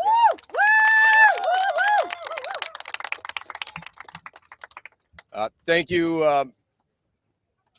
Ro and Thomas Massie. I really appreciate you putting forth this discharge petition. It's tough to understand that we have to be here because this doesn't seem like a partisan issue. This is an issue. Sex trafficking and sexual abuse transcends politics. We as Americans expect equal protection under the law, and there can be no doubt that Jeffrey Epstein received far greater protection than any of the victims that he abused for years. In 2008, Courtney Wild walked into my office because she was a part of a federal investigation into Jeffrey Epstein, where all she wanted was the government to talk to her. Little did she know the government had worked out a secret immunity deal for Jeffrey Epstein, and we had to file Jane Doe's versus United States of America to prove that Jeffrey Epstein worked out an illegal non-prosecution agreement with the government. That was 2008. It took us 10 years battling the government pro bono for the judge to ultimately determine that the victims' rights were violated. The government has mistreated them after Jeffrey Epstein mistreated them. We then filed civil lawsuits against Ghislaine Maxwell, which has resulted in her being in prison. Our civil lawsuits led to her prosecution. We filed lawsuits against Jeffrey Epstein, against his estate, and against two financial institutions, JP Morgan and Deutsche Bank, that proved that they knowingly provided the financial infrastructure for a sex trafficking operation. Unfortunately, all of the documents and evidence that we have worked so hard to gather hide behind protective orders, confidentiality agreements, and bank secrecy laws. That is why this discharge petition is so important. While we have seen the documents, you haven't. And when you see the documents, you're going to be appalled. And the American people deserve to see everything. When you sign this discharge petition, it should mean nothing is off limits. That means the documents in the possession of the CIA should be made available. Those in the possession of the FBI going back decades should be made available. The SEC, financial records in the possession of FinCEN should be made available. Everybody knows that evil flourishes in the darkness. Corruption flourishes in secrecy. It is time right now to make a difference for the women that are behind me right now. They have been courageous and fought through this whole thing. Whether you're a Republican or you're a Democrat, this one is an easy call. You're an American who cares about equal rights and equal protection under the law. If you care about these women, if you care about our country, and you care about this issue, this should pass with flying colors. I really appreciate everybody being here.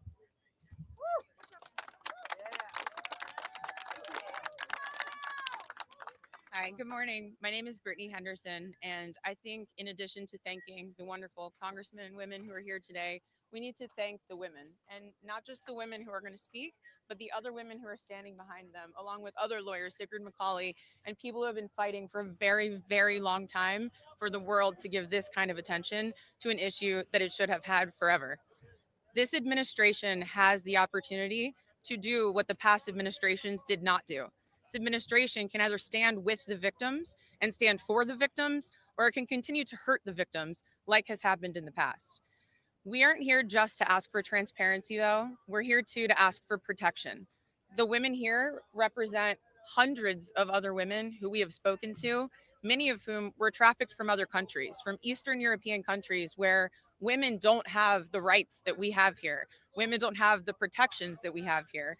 And those women are terrified that their names will be released in these files. The government won't know that they're victims to redact and protect them. So we ask that you please, whoever is going to be in charge of redacting these files and in charge of this transparency, do it in a way that protects the women brave enough to be here, but also protects the women who are terrified that every day when they turn the TV on, something bad is going to happen to them in Ukraine, in Russia, in whatever country they live in, because no one is listening to them there. So thank you for being here. Thank you for listening. And please protect these women while we seek transparency. Good morning. My name is Anushka DeGiorgio, and I stand before you today as a survivor of both Jeffrey Epstein and Ghislaine Maxwell. I want to thank Congressman Massie and Khanna for their role in putting together this very, very important bill. Every day of this journey toward healing has come at a profound cost to my mental health. But I am here. I chose to come because this bill really matters. I speak today not only in service of my own recovery from trauma inflicted by Maxwell and Epstein, but to honor the lives, the courage, and sacrifices of Virginia Giuffre, Caroline Andriano, and others who could not continue. Their voices mattered. Their stories must not be forgotten. Accountability is what makes a society civilized. Equal opportunity and equal consequence for all. Consequences are not about punishment alone. They exist to deter future harm, to protect vulnerable, and to set a standard of justice. If Ghislaine Maxwell were pardoned, it would undermine all the sacrifices I made to testify and make mockery of mine and all survivors' suffering. That is why the Epstein Files Transparency Act is so essential. It requires the Department of Justice release all the records related to Epstein and Maxwell investigations, flight logs, immunity deals, internal communications, and even the records surrounding Epstein's detention and death. And crucially, it forbids withholding documents simply because of embarrassment, reputational harm, or political sensitivity.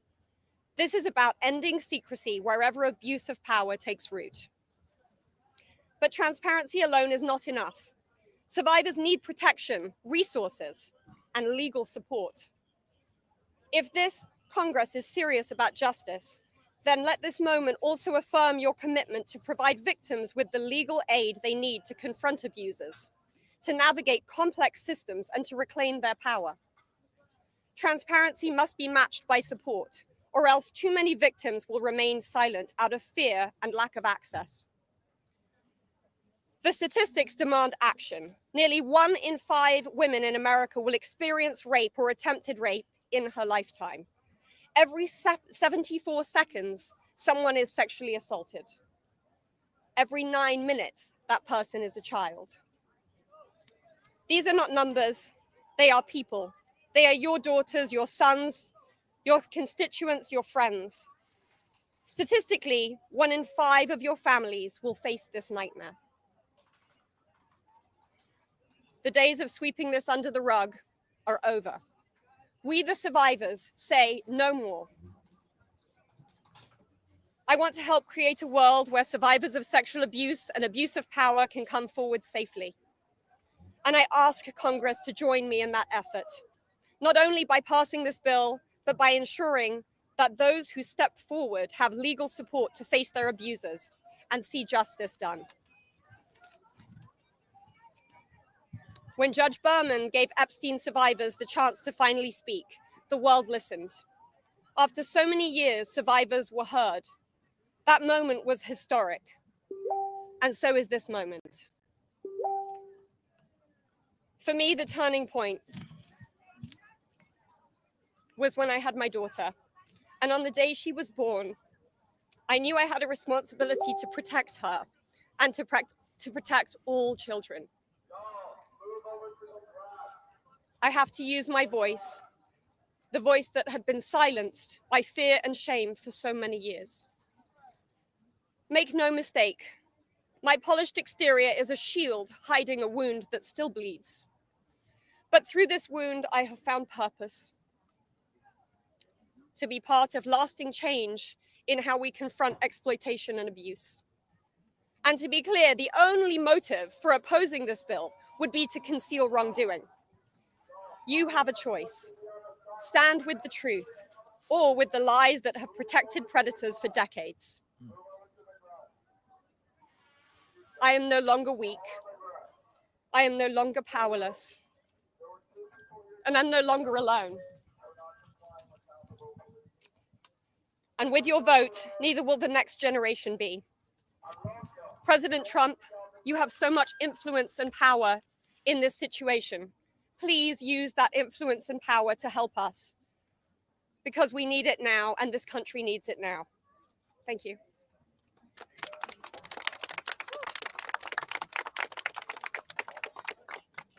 Hello.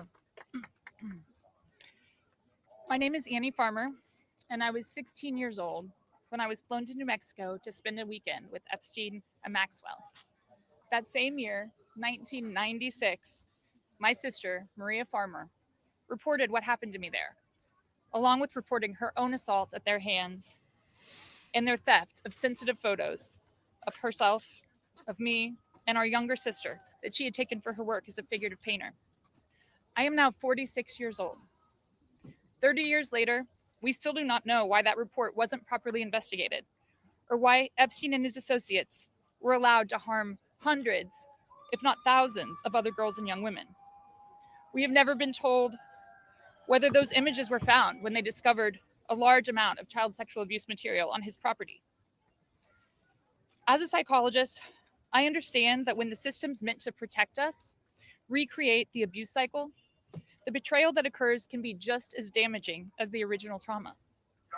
This happens when survivors of these crimes are not believed, when our well-being is not weighed as heavily as those who have more resources or more privilege, and when perpetrators of these crimes are given a platform rather than the survivors of them. For so many years, it felt like Epstein's criminal behavior was an open secret.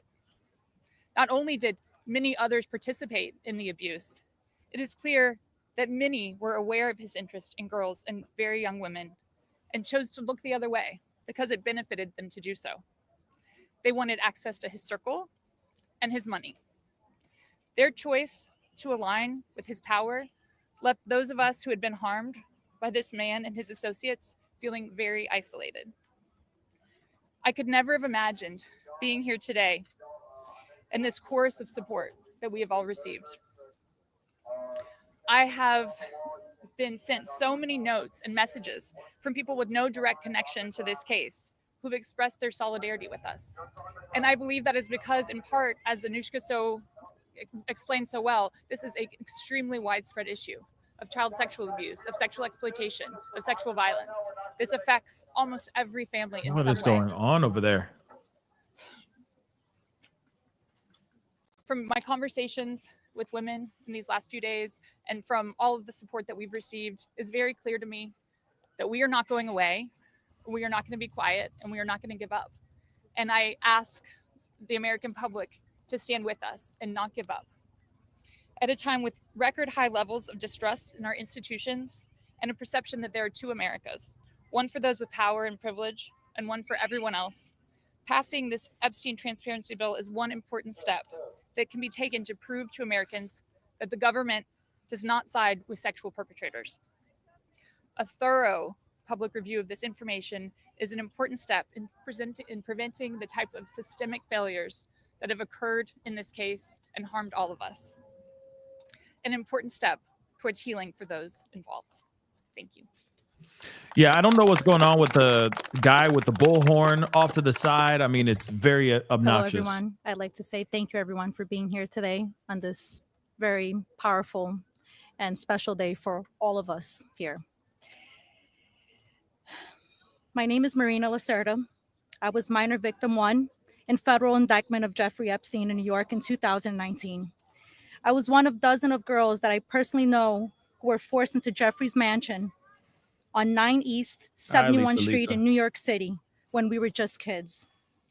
Today is the first time that I ever speak publicly about what happened to me. Interesting. I never thought that I would find myself here. The only reason that I am here is because it feels like the people who matter in this country finally care about what we have to say. As an immigrant from Brazil, I feel empowered knowing that the little girl struggling to get by at 14 and 15 years old finally has a voice. For the first time, I feel like I matter as an American. I was only 14 years old when I met Jeffrey. It was the summer of high school. I was working 3 jobs to try to support my mom and my sister when a friend of mine in the neighborhood told me that I could make $300 to give an older guy a massage. It went from a dream job to the worst nightmare.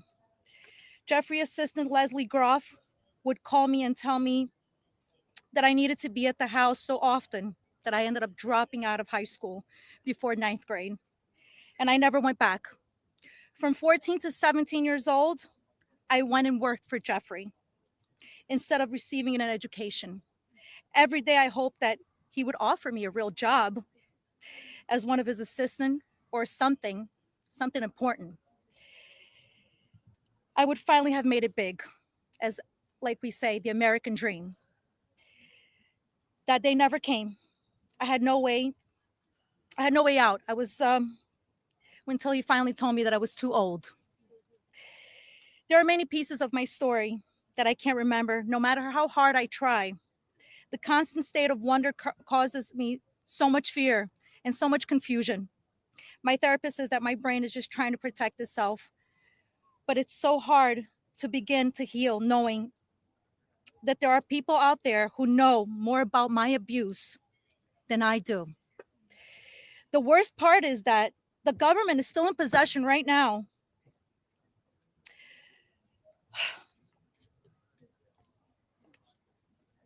of the documents and information about that could help me remember and get over all of this maybe and help me heal. They have documents with my name on them that were confiscated from Jeffrey Epstein's house and could help me put the pieces of my own life back together. But I don't have any of it. And I know the same is true for many of these women.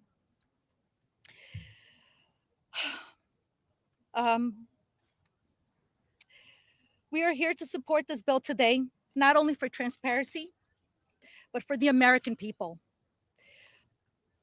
But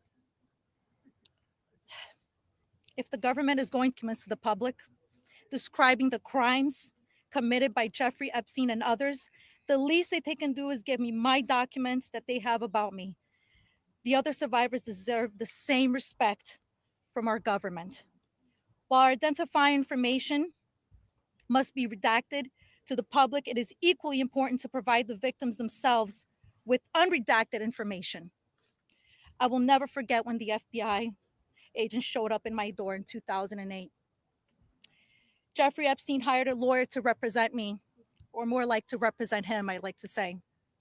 I couldn't ask any questions, and I had no idea what was going on. I was terrified. Until today, I think most of us are still terrified. I thought somebody was going to kill me. I thought something was going to happen to my sister or my mother. It went further out to even maybe thinking something would happen in Brazil with my family. And then one day, the lawyer said that everything was just going to go away. Like nothing happened. I didn't need to testify.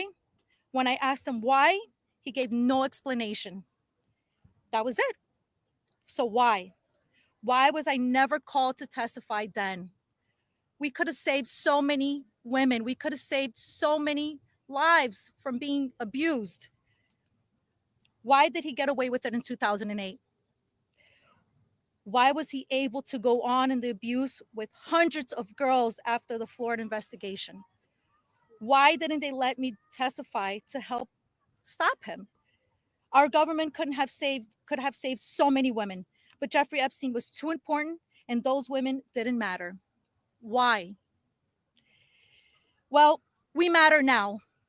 We are here today and we are speaking and we are not going to stop speaking.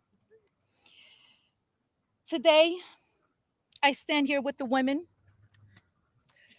who have really helped me to find the strength to come out and come forward to share my story for the very first time. Together, we are stronger than ever. While she may not be with us, Virginia Roberts, we will continue to use our voices to strengthen yours always. Thank you.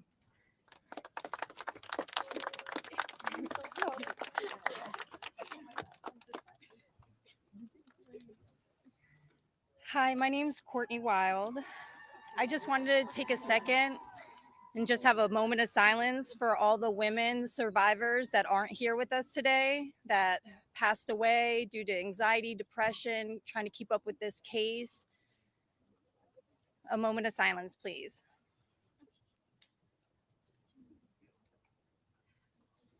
Thank you. My name is Courtney Wild. I was only 14 years old when I was introduced to Jeffrey Epstein by a 13-year-old friend of mine. The details of the abuse that he inflicted on me for years is not important today. In 2028, I was cooperating with the federal government in the investigation of Jeffrey Epstein. They sent me a letter telling me to be patient because this was going to be a lengthy investigation, but at the same time, they refused to talk to me and tell me what was going on.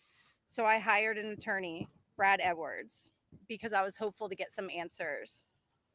When I walked into his office at 19 years old, Brad sued the government for refusing to tell me what was going on under the Crime Victims' Rights Act.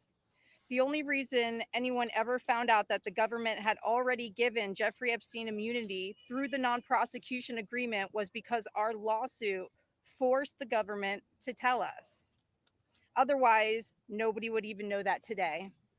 Sometimes it's hard to believe that I had to sue the United States just to learn that my abuser was given immunity. I started as Jane Doe, but I decided I was proud enough to take on our country, and I was on the right side of history. We fought the government for 10 years to prove that the government violated our rights as crime victims and the crime victims' rights in order to protect a pedophile. We had to win the 11th Circuit Court Appeals to force the government to turn over thousands of pages of emails between Jeffrey Epstein and the government. Those emails provided the proof that the government worked very hard with Jeffrey Epstein to violate our rights. Why? Why did the government work so hard to protect Jeffrey and not so hard to protect me and my other innocent friends? Why was Jeffrey so important to the government, and why was I so insignificant? Why did nobody but our lawyers care before now? It seems people have only started to care because of Twitter and politics. But I would like to say this has nothing to do with politics. This is not a blue thing or a red thing. This is an everyone thing. We can all agree on this. The injustice that has happened here, multiple, over and over. Everybody that talks about this just seems to make it worse. We need transparency. It's time for us to see beyond the curtain. Why was Jeffrey Epstein so protected? Who is still being protected? And who protected them all, so the world can understand how Jeffrey was able to abuse so many of us for so long? I was lucky to have Brad Edwards, Brittany Henderson, and Paul Cassell take on my case pro bono and fight fearlessly over 20 years' time.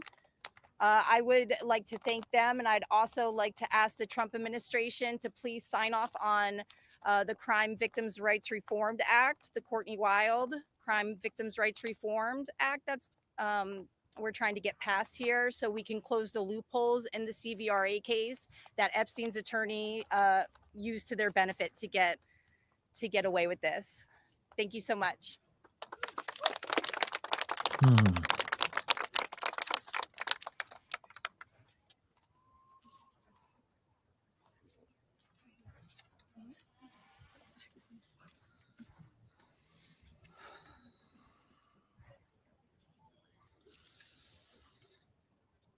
Good morning. First and foremost, we want to extend our deepest gratitude to Brad and Brittany Edwards, Congressman Massie and Khanna, and above all, the brave survivors who have entrusted us with the privilege of speaking today on behalf of Virginia. Robert Jeffrey, as her family. We are here today because we support H.Res.581, the Epstein Files Transparency Act, in its entirety. But as much as this bill is about shining a light on truth, it's not just about the bill. This is about justice. This is about survivors. This is about justice against the rich and powerful who have stolen something from these women and many children at the time, their freedom. The freedom to live their life without mental and physical scars that have been inflicted upon them by those who thought they were untouchable. The same freedom that these monsters took from these survivors, they should never be afforded. They should never be allowed to continue their lives with impunity. Let's be clear. This is not a political issue. This is not about left or right. This is about humanity. This is about doing what's right. And this is about ensuring that the future we leave behind isn't one where the powerful can hide behind their wealth, their influence, and their money to evade justice. Our plea to you, whether you're a dad, a mom, a brother, or a sister, look your young ones in the face. Look them in the eye and tell them you didn't stand against the very people who raped, molested, and preyed upon children and young women. Tell them you were willing to negotiate a deal. Money should never be what makes something right or wrong. If you vote no, your stance will be clear. You will be choosing to stand on the side of the rich and powerful, allowing money to buy your way out of the consequence. But here's my one ask. Look these survivors in the eye and tell them why. Then look the people of the United States in the eye and tell them why. And then, when you're alone, look yourself in the mirror and ask yourself why. Virginia said it best, and I quote, "I have physical and mental scars that will never heal. I have memories that will never go away. They say time can heal, but this won't. Not until the justice system makes an example out of these people with so-called privileges. I just call it money. The only time I can begin to heal is when their freedom is taken from them, just like they did to me and literally thousands of other victims. The survivors of this horrific abuse are watching. The American people are watching, and history is watching. Which side will you be on?" Thank you.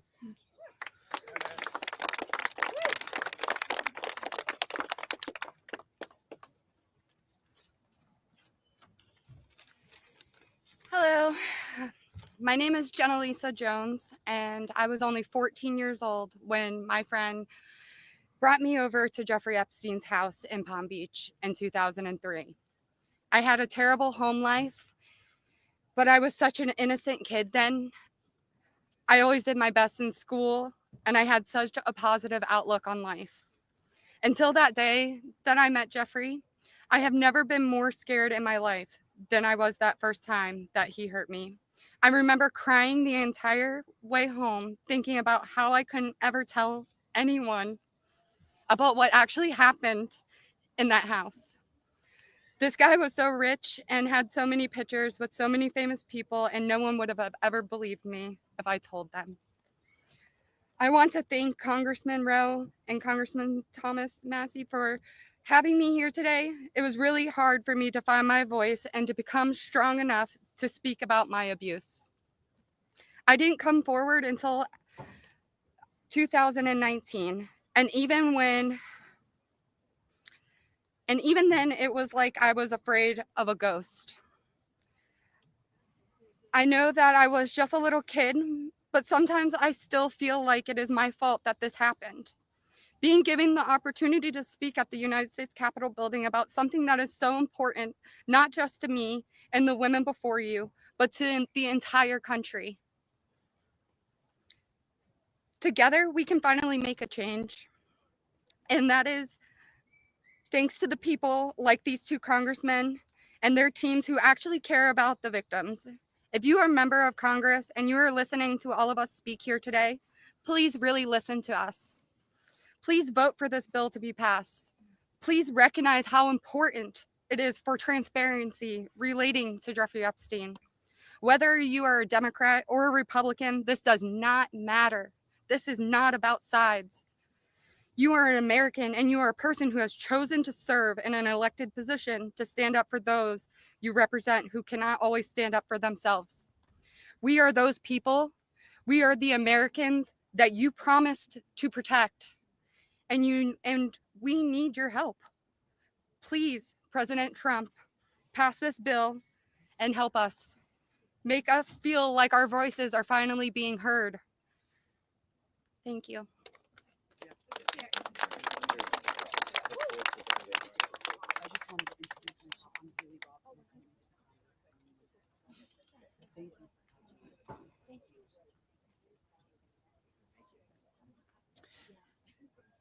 Good afternoon. My name is Haley Robson.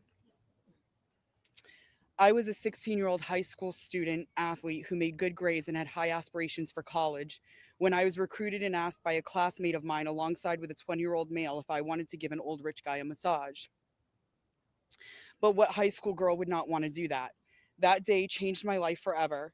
And when I got into the massage room, Jeffrey Epstein undressed and asked me to do things to him. My eyes welled up with tears, and I have never been more scared in my life.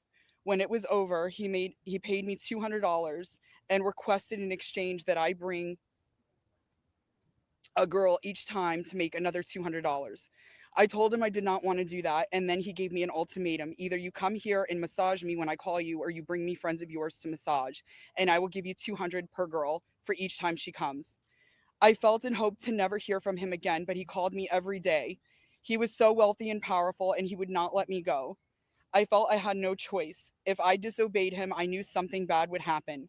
So knowing I did not want to be sexually abused, I started to bring him other girls from my high school, and he paid me $200 for bringing them. I just hoped each time it would be the last time. One day, the stepmom of one of the girls brought him and called the police on Jeffrey Epstein. The police then called me in for questioning. I had told them the truth despite the fact that I was a teenager and a minor, and I was able to tell the police the names of all the other victims. The police treated me like a criminal. I had, by this time, had turned 18. I had been with Jeffrey since I was 16 and for 2 years. So they had told me So they told me I was going to be arrested. My name was then distributed to the press as a co-conspirator of my abuser, who I detested. My entire world was crashing in around me, and I started being threatened and bullied, till this day still receiving death threats. I was singled out and for many years had to suffer a smear campaign of lies about me because of the way that I was portrayed by the press. The press made me out to be a predator when I was just a 16-year-old little girl who was sexually abused by a powerful man and an evil man. For years, I had no friends. My boyfriend was murdered, and there was nowhere to turn. Whoa. The government, after investigating more, learned that I was true a victim, but the damage was done and it was too late. There was no way to undo the harm the press had caused me. In 2019, I met Brad Edwards and Brittany Henderson. They changed my life and they believed in me and have helped me to finally heal. Healing is a process, and I may never get there. But the passage of this bill requiring the government to produce all the evidence that it has gathered on Jeffrey Epstein and Ghislaine Maxwell is a huge component of healing for me and for the many other women who have suffered for so long. For many reasons. First, we and the rest of the world need answers. Why was he so protected? And why didn't anyone ever care to stop him? It doesn't take a brain surgeon to know that if he is spending thousands of dollars a day paying high school girls he abuses and other access to, and had a lot of access to cash. I learned through my attorneys in the JP Morgan class action case that there were years when his staff withdrew over $1 million in cash a year. Was that not a big enough red flag? There were wire transfers to other victims, and the government did not protect us. The banks did not protect us. So lift the curtain on these files and be transparent. Every single time a new conspiracy gets circulated in the media, whether he is still alive, what powerful person had him murdered, who was on the Epstein client list, and there are names going around on TikTok and Instagram. We, the survivors, are suffering severely. We take our kids to school and everyone is talking about it. We can't read the news or do anything without hearing crazy stories that are only able to live on because the government continues to hide the evidence and the truth. So people just make up stories. Those stories hurt. They hurt real people who have already been hurt.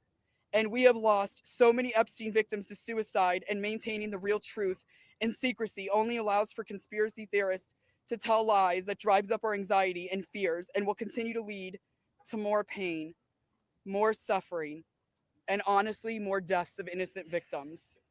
It's time you do is right by us. Unseal all the documents. We are requesting transparency. And I am requesting every congressman and woman that goes against this bill be outed. I want to know. Thank you. Wow. She said what she said, though. She said what she said.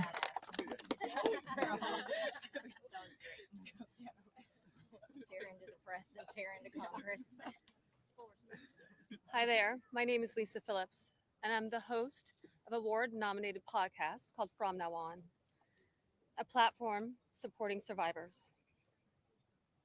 I want to thank all of my survivor sisters who came before me today. I'll be very short. In the year 2000, I was taken to Jeffrey Epstein's island while on a photo shoot on a nearby island. Who I saw and what I experienced there was a glimpse into a very dark and disturbing world. For years after, I tried to avoid Jeffrey, but he had introduced me to Katie Ford, the owner of the Ford Modeling Agency. Epstein's reach went to the very top of fashion, arts, and entertainment. This did not just happen to underage girls in Florida. In New York City, hundreds of young, ambitious women were abused by him. Epstein was not just a serial predator, he was an international human trafficker. And many around him knew, many participated, and many profited. And yet he was protected. So I stand here today for every woman who has been silenced, exploited, and dismissed. We are not asking for pity. We are here demanding accountability, and I'm demanding justice. Congress must choose. Will you continue to protect predators, or will you finally protect survivors? And also, I would like to announce here today, us Epstein survivors have been discussing creating our own list. We know the names. Many of us were abused by them. Now, together as survivors, we will confidentially compile the names we all know. Okay, let's who go. were regularly in the Epstein world. And it will be done by survivors and for survivors. No one else is involved. Stay tuned for more details.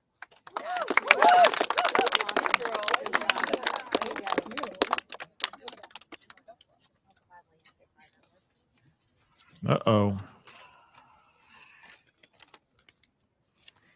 Hello, my name is Shantae Davies, and I'm here before you today as a survivor of decades of pain, trauma, and betrayal at the hands of Ghislaine Maxwell and Jeffrey Epstein, and the people who enabled them, and a government that for far too long refused to help. In 2002, I was living in California, a young woman with high aspirations of becoming an actress. I was already beginning to make a name for myself in the industry. A person I trusted, someone I thought was a friend, invited me to meet a powerful woman who could help advance my career. That woman happened to be Ghislaine Maxwell. I was asked to give her a massage, though I had almost no experience, and when I did, she praised me and promised introductions to someone enormously powerful, someone who could change the course of my life, and that man was Jeffrey Epstein. At first, I was an excited young woman on top of the world. Epstein flew me to his private island. He listened to my dreams, promised to help, but his promises came with a catch. The abuse began. He told me to keep it secret. He manipulated me with quid pro quo I did not consent to, but I felt I had no one to turn to. He was too powerful. I was just one of the many young women trapped in his orbit. I was even taken on a trip to Africa with former President Bill Clinton and other notable figures. In those moments, I realized how powerless I was. If I spoke out, who would believe me? Who would protect me? Epstein himself was the most powerful leader of our country. Epstein surrounded himself, with the most powerful leaders of our country and the world. He abused not only me, but countless others, and everyone seemed to look away. The truth is, Epstein had a free pass. He bragged about his powerful friends, including our current president, Donald Trump. It was his biggest brag, actually. And what I endured will haunt me forever. I live every day with PTSD. I live as a mother trying to raise my child while distrusting a world that has betrayed me. This kind of trauma never leaves you. It breaks families apart. It shapes the way we see everyone around us. But one thing is certain, unless we learn from this history, monsters like Epstein will rise again. There are files, government files, that hold the truth about Epstein, who he knew, who owed him, who protected him, and why he was allowed to operate for so long without consequence. Why was Maxwell the only one held accountable when so many others played a role? Why does the government hide this information from the public? This secrecy is not protection, it's complicity. And as long as the truth is buried, justice will remain out of reach. That is why this bill matters. Passing it will, bless you, ensure that the suffering of survivors is not in vain. Passing it will bring accountability, transparency, and prevention. It will help protect the next generation of predators who seek to place themselves above the law through wealth, influence, and connections. This is not just my story. It is about every survivor who carries invisible scars. It's about the weight we live with daily. It is about the families broken and the futures stolen. So I ask you, President Trump and members of Congress, why do we continue to cover up sexual abuse and assault? Who are we covering for? Let the public know the truth. We cannot heal without justice. We cannot protect the future if we refuse to confront the past. Thank you.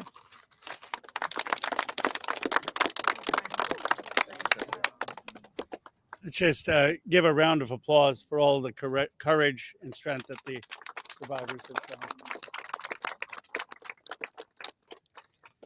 We now will take a few questions. You can always get Congressman Massie, me, or Congresswoman Green in the hallways and other places. If you have questions for us, that's fine. But I wanted to see first if you have questions for the lawyers and the survivors, and Brad will facilitate any of the questions to the survivors. Yes. Yeah. This question would be for the survivors, Mr. Evans. The president has said that this Epstein issue is a hoax, is the word that he used. Can we get your reactions to what you think when you hear him say that? I'll answer that. Mr. President Donald J. Trump, I am a registered Republican, not that that matters because this is not political.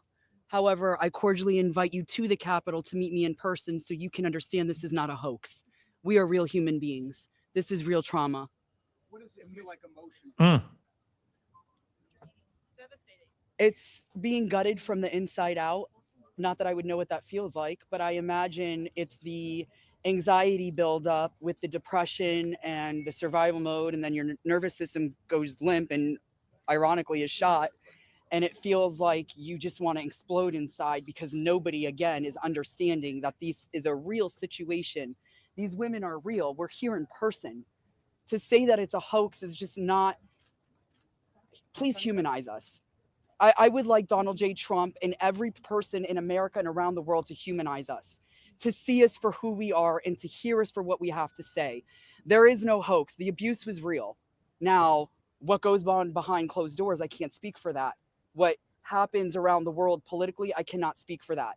But I am here with all of these women, including our attorneys, and I would be more than happy to meet with him, and I will meet him halfway. Mr. Edwards, I wonder if any of the victims could respond to the news from recently about Ghislaine Maxwell being transferred to a lower security prison in the aftermath of speaking to Todd Blanche. You want that one? About her transfer to a, Oh, yeah. I'm happy to speak to that. We were horrified to learn that she had been transferred to a prison camp.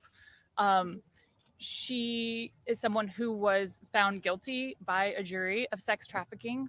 She not only, we often hear that she procured women for Jeffrey, which I think is a very sort of polite and minimizing term. She also participated in the abuse. She was a major architect of the scheme. And the fact that she has painted herself as a victim, I think is disgusting. And it was horrifying, I think, to us that we were not told about her prison transfer. We found out about it in the news. Just 1 minute, I think Anushka maybe. So, Anushka DeGiorgio, I testified alongside Annie at the trial of Ghislaine Maxwell.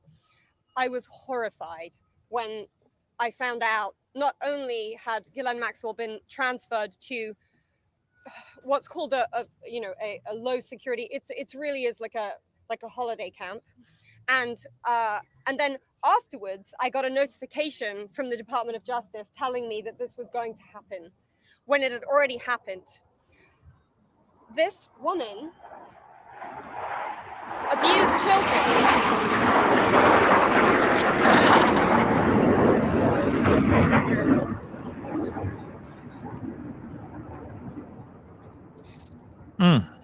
I was abused by Jeffrey Epstein and Ghislaine Maxwell for over 10 years. Ghislaine Maxwell was present for some of my abuse at the hand of Jeffrey Epstein. She was present, she was complicit, she was enabling, and it is appalling and disgusting.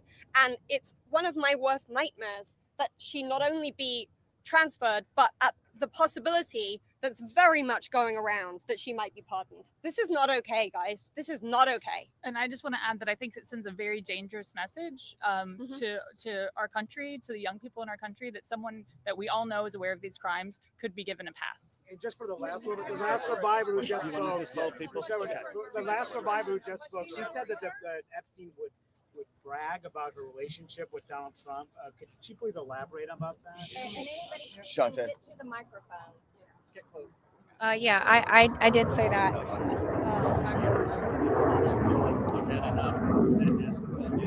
Planes flying over.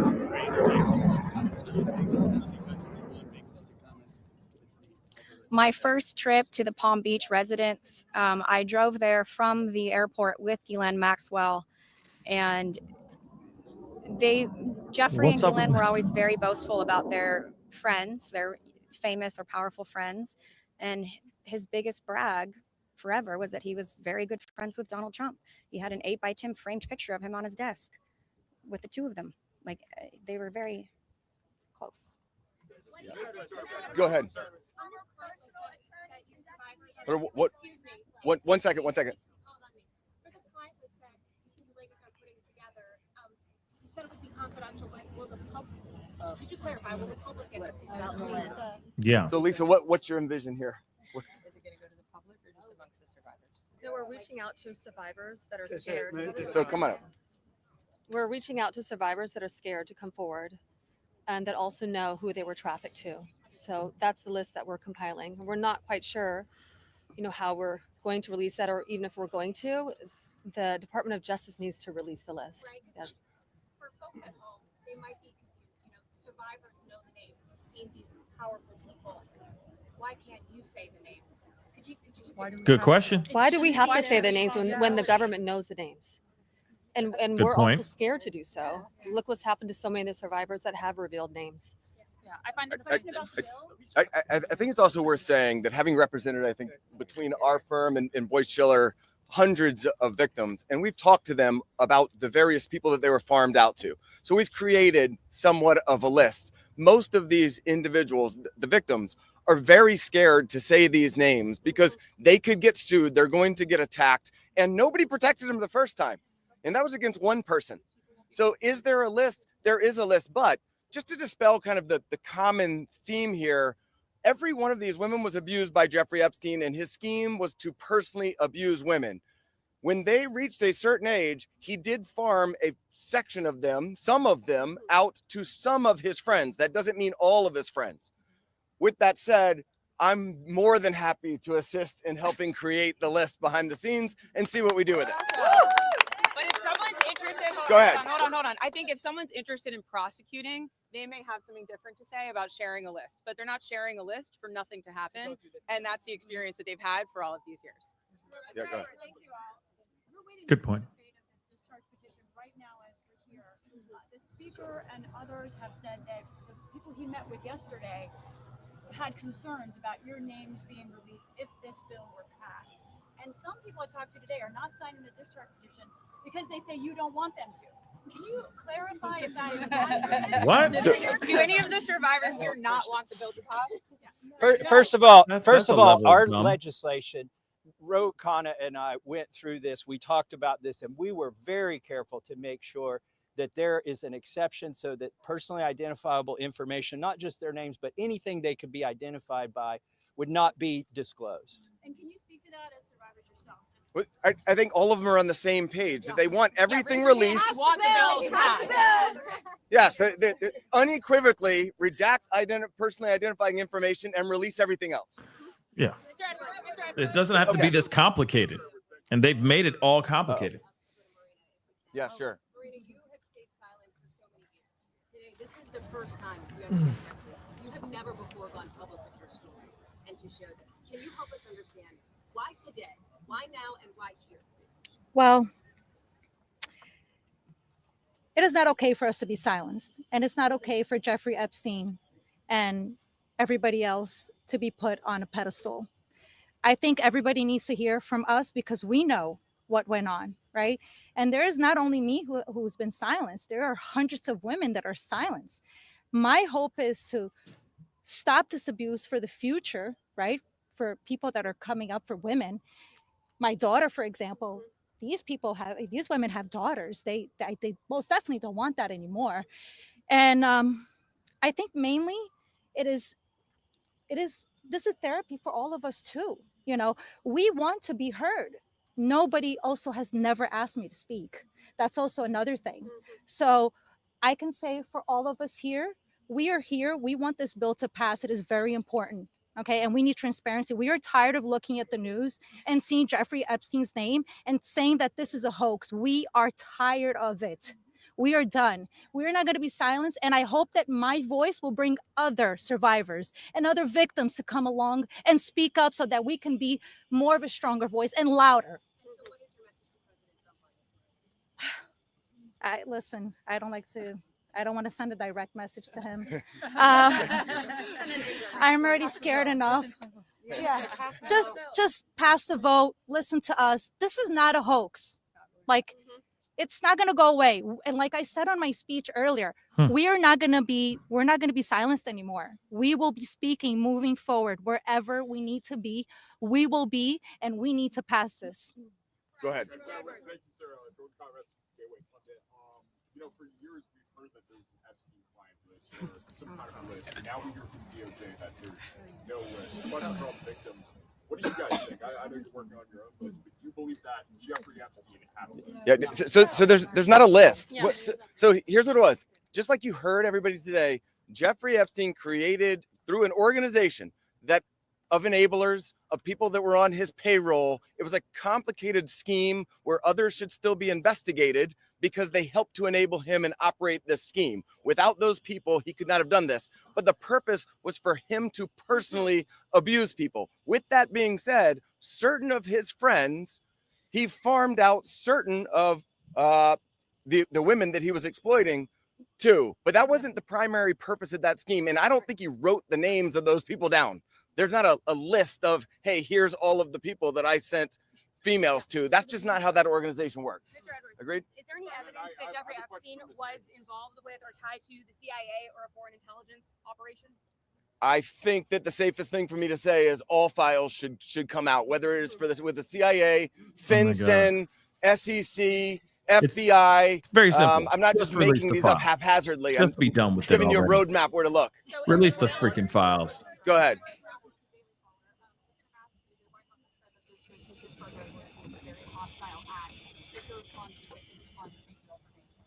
I'll go first and then I'll let them. They're much more important than me, but I don't understand why it's a hostile act. I can tell you that I talked to President Trump back in 2009, and several times after that, he didn't think that it was a hoax then. In fact, he helped me. He got on the phone. True. He told me things that were helping our investigation. Now, our investigation wasn't looking into him, but he was helping us then. He didn't treat this as a hoax. So at this point in time, I would hope that he would revert back to what he was saying to get elected, which did is say I drain want the swamp. transparency. This about face that occurred, none Did of he us not? understand it. In fact, I don't understand how this is an issue that's even up for debate.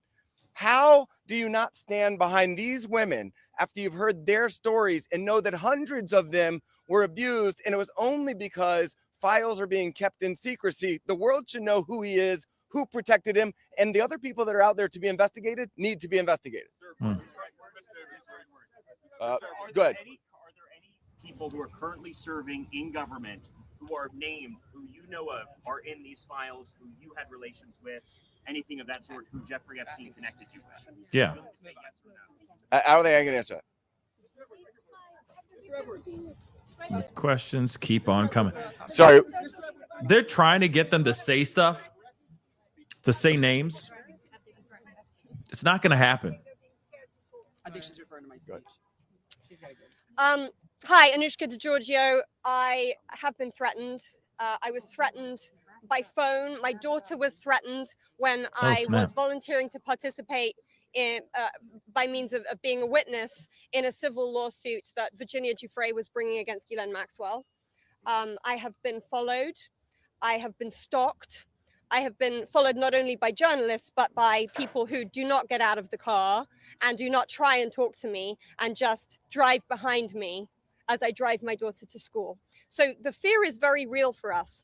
I have also been in multiple situations with both Jeffrey Epstein and Ghislaine Maxwell, where they have been direct and indirect about implying and saying that if I was to talk, if I was to bring any kind of trouble, then there would be severe consequence, including death.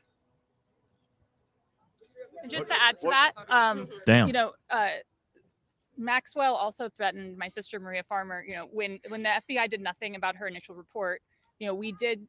She reported individually at that time, and then in 2002, we spoke to a reporter at Vanity Fair, telling our stories, fearful that perhaps other people were being harmed. You know, we were not. We believed that was going to make a difference. We believed that would be put in print, and that story was crushed. And it was because of their power. And the message that we got from that was direct threats from Maxwell to my sister about her well-being and her safety and that of our family. So there have, I think many people have similar stories of threats. That has been a very real part of this case. Go ahead, over here.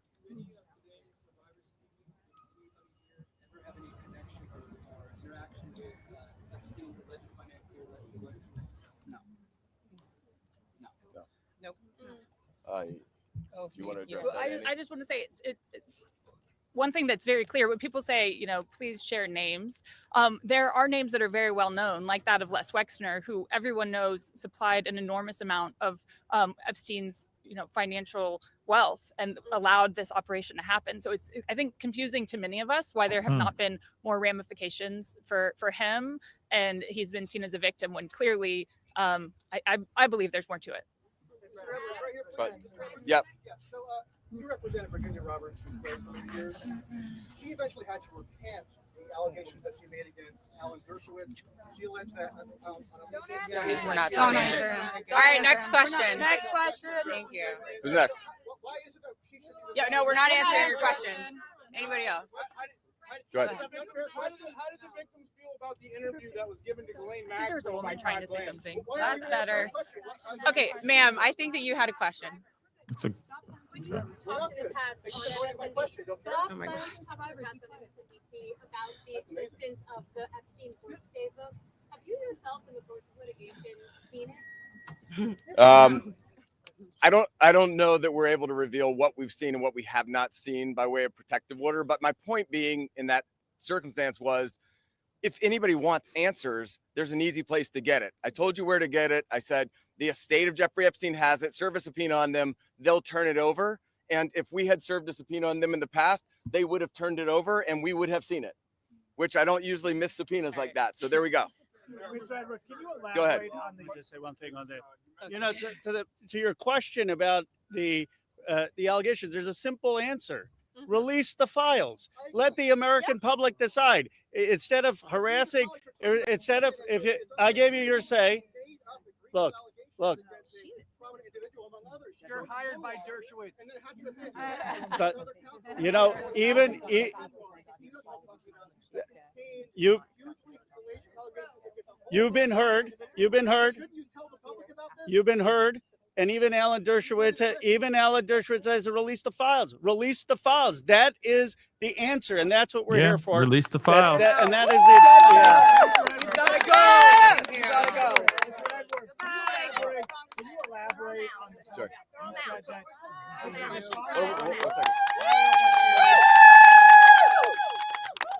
Yeah.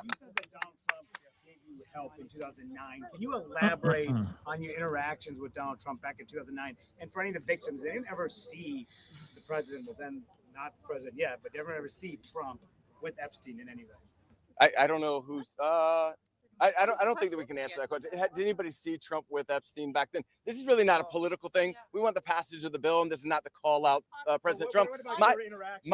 My point was that he was friendly back then, did not think that it was a hoax, and was trying to help. And now it seems like all of a sudden somebody's a in hoax, his ear and right. he's not. So I'm hoping he'll come back to where he was back in 2009, be on the side of the victims and stand with us. On the passage of the bill, Go ahead.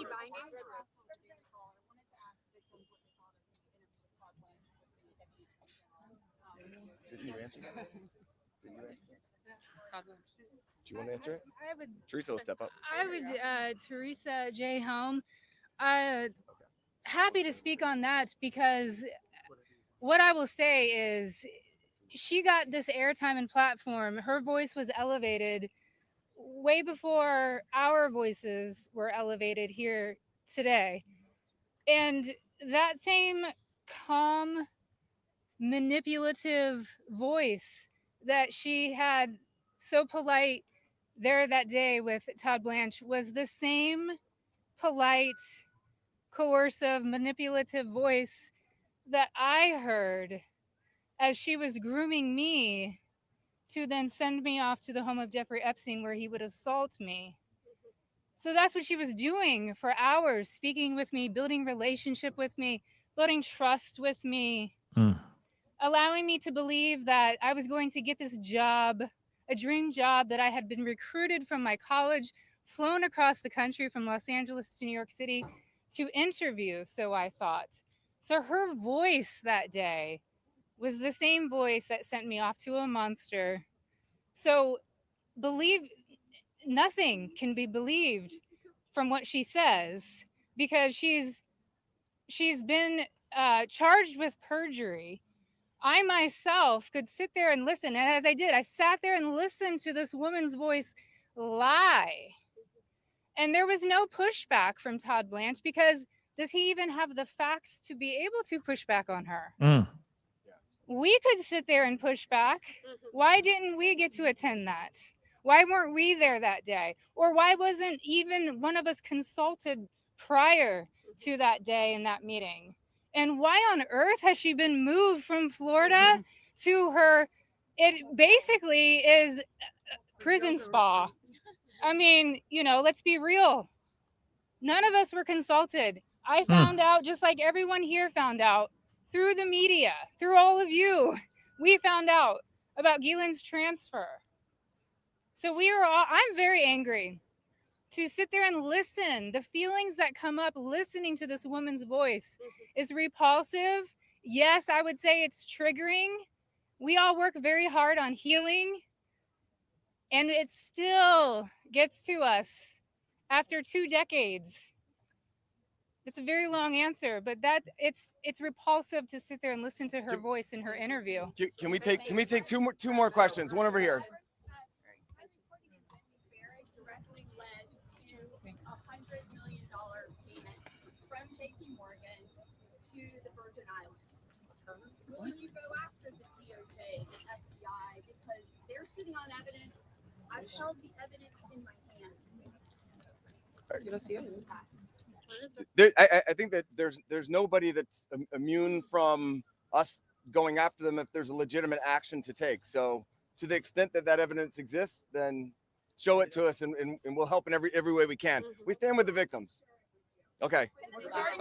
One more. Can the survivors speak to, speaking of being threatened and being afraid to come forward with his story, to the case of Katie Johnson, who alleged that Donald Trump and Jeffrey Epstein? I don't think we can talk about. I don't think we can talk about that case. I do think it's worth saying, though, despite the comments that he made, Virginia Roberts Giuffre is an American hero.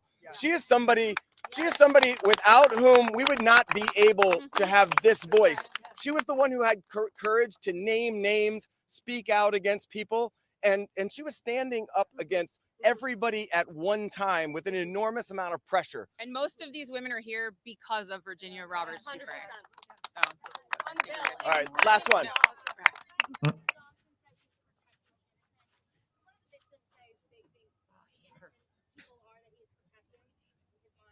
clearly not us. I don't think that anybody knows, but I can tell you that in the oversight committee meeting yesterday, they indicated that they were all for transparency, releasing the files, and asked us to hold them accountable. Isn't that right? Yes. They said hold them accountable, so we intend to hold them accountable. That's up to them.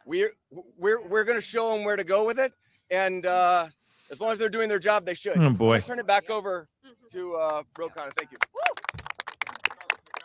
Let me just say Okay, this. they're wrapping up. Let me say this. I think the people back who are testifying here today or speaking out today, they are American heroes. Let's give them another round of applause. And you say, look, Thomas, Marjorie, and I, we're huge believers in the First Amendment, and we believe in free speech, and we take abuse all the time. But you see, you see why it's so hard to do what they have done, because they come forward and you subject yourself to national scrutiny and national questioning. And I just want to say from the bottom of my heart how appreciative I am and how proud I am of what you've done today. You made a big difference. Before I bring on Marjorie and then Thomas will have the last word, I want to summarize 3 basic things that I heard from the survivors.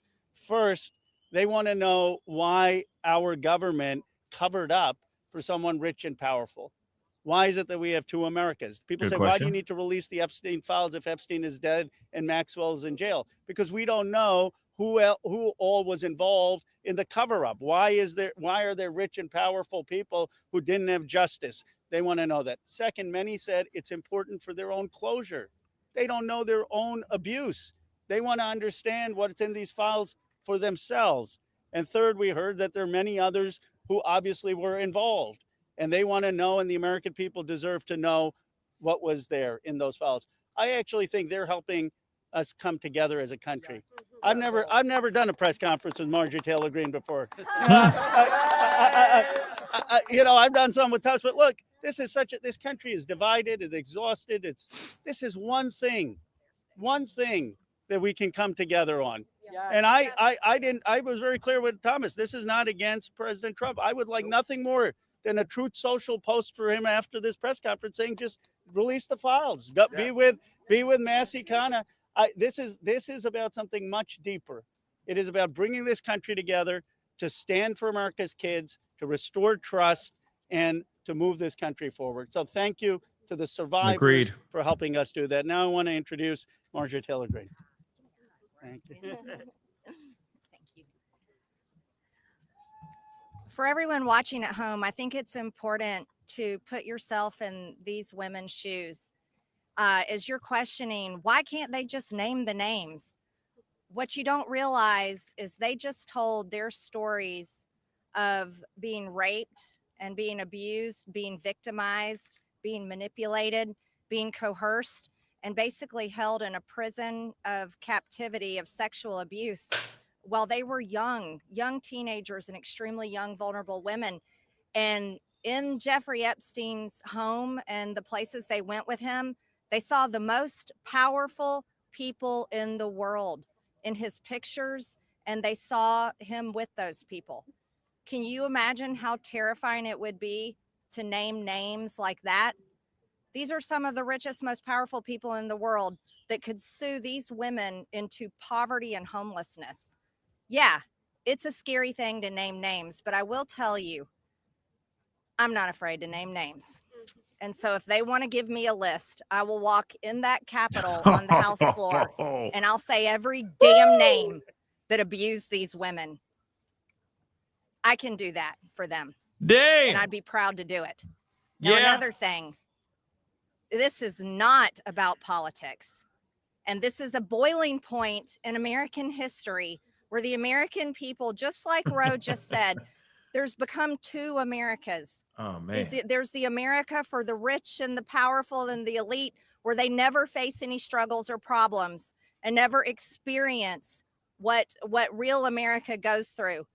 And then there's forgotten America that faces all the problems and deals with all the issues and never gets justice for being sexually assaulted and raped by a monster.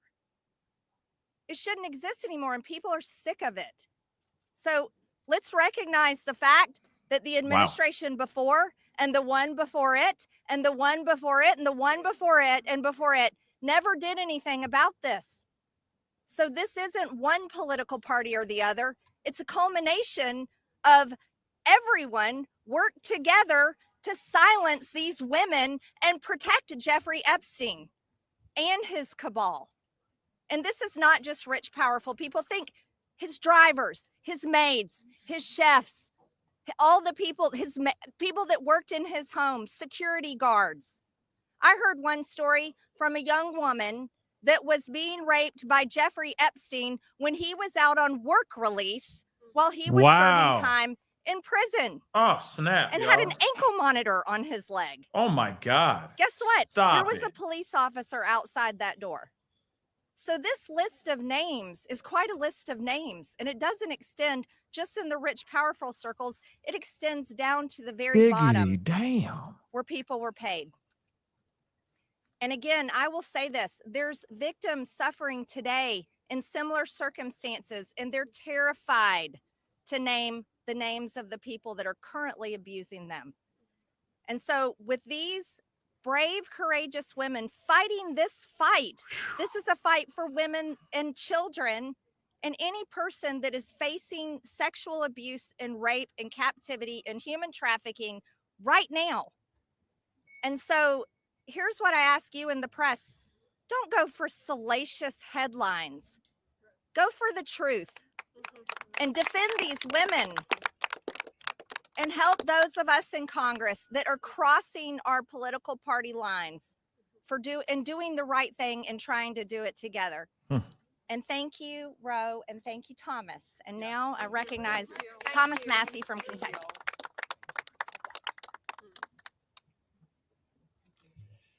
Well, there's three branches of government, and we're supposed to keep each other accountable. And that's what we're doing here today in the People's House. We're standing in front of the People's House with real people, not a hoax. And they've told their story. We wanted to give them a platform to speak, and they've had it. They stepped up, and they were brave. But I also today hope that they would persuade my colleagues to join this effort. But I found out something today that happened that I wasn't expecting. They persuaded me to fight even harder. I'm not going to give up.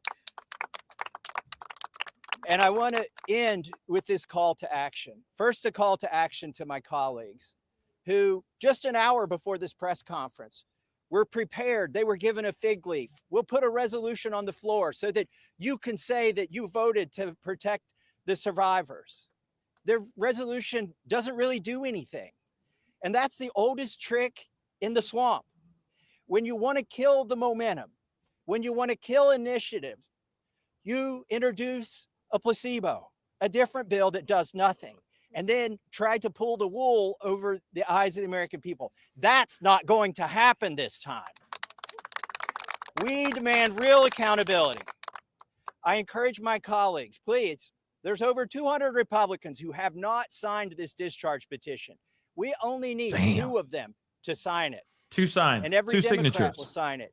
And that will get us the number we need to force this vote. Wow. To pass a law, not a polite request to the DOJ to police themselves. No, we need legally binding legislation to force that to just happen. a minute, Jesse. Hold on. And my main TikTok. call Hold to on. action is to the people watching these live feeds that are going through these cameras right now. Congressmen, listen to you. Light up their phones. Burn down the phone lines here in Washington, D.C. Ask them the questions that these survivors wanted you to ask them.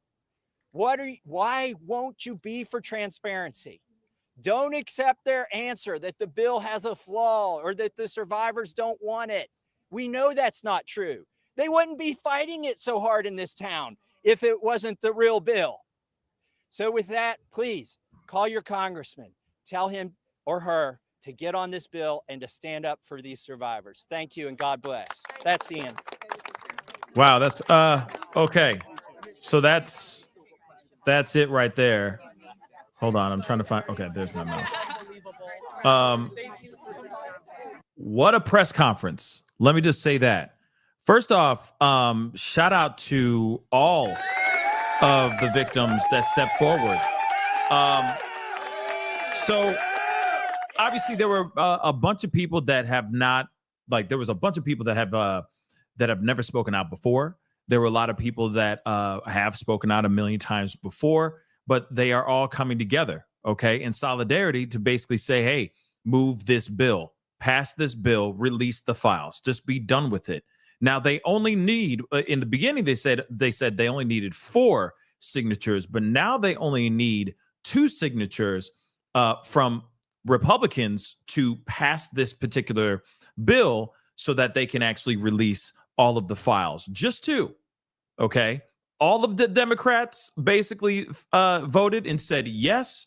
There was only a few Republicans that said yes, right? And so now this is one of the main reasons why they're having this press conference, which is to basically say, hey, please release the files. Now, what's very interesting about all of this is not only that you have people that are coming out of hiding, some of these victims that were hiding behind pseudonyms, behind Jane Doe's or minor number 1 or any of those things. These people are now finally stepping forward, and you're seeing different faces that you've never seen before. If you've been following this whole Island Boy situation, okay, and Gizzy's situation, you know some of these faces. They're staple faces that we've seen quite a bit, but now we've seen some new faces throughout this entire press conference that are stepping forward. We're at that place right now where they want the transparency so badly that people are willing to stick their neck out right now, risk their life. These people were in hiding for a very specific reason, because they were terrified, and they're all stepping out. Okay, they're all stepping out to try to get the list and the files completely released. We just heard from one of the representatives actually saying that not even 1% of the files have been released. Imagine that. 33,000 pages have been released yesterday. And if he had the timeline right, he says only not even 1% of the files have been released. Think about how many files that is. Okay? That's a lot of files. That's a lot of paperwork. Not even 1%, y'all. 33,000 pages released last night. They just threw it out there, by the way. It came out of nowhere. They're like, blah, here. They dropped it quick. Why did they do it? Because they knew for a fact that there was going to be a press conference today, this morning. They released that stuff, but 33,000 pages, which wasn't even a percentage.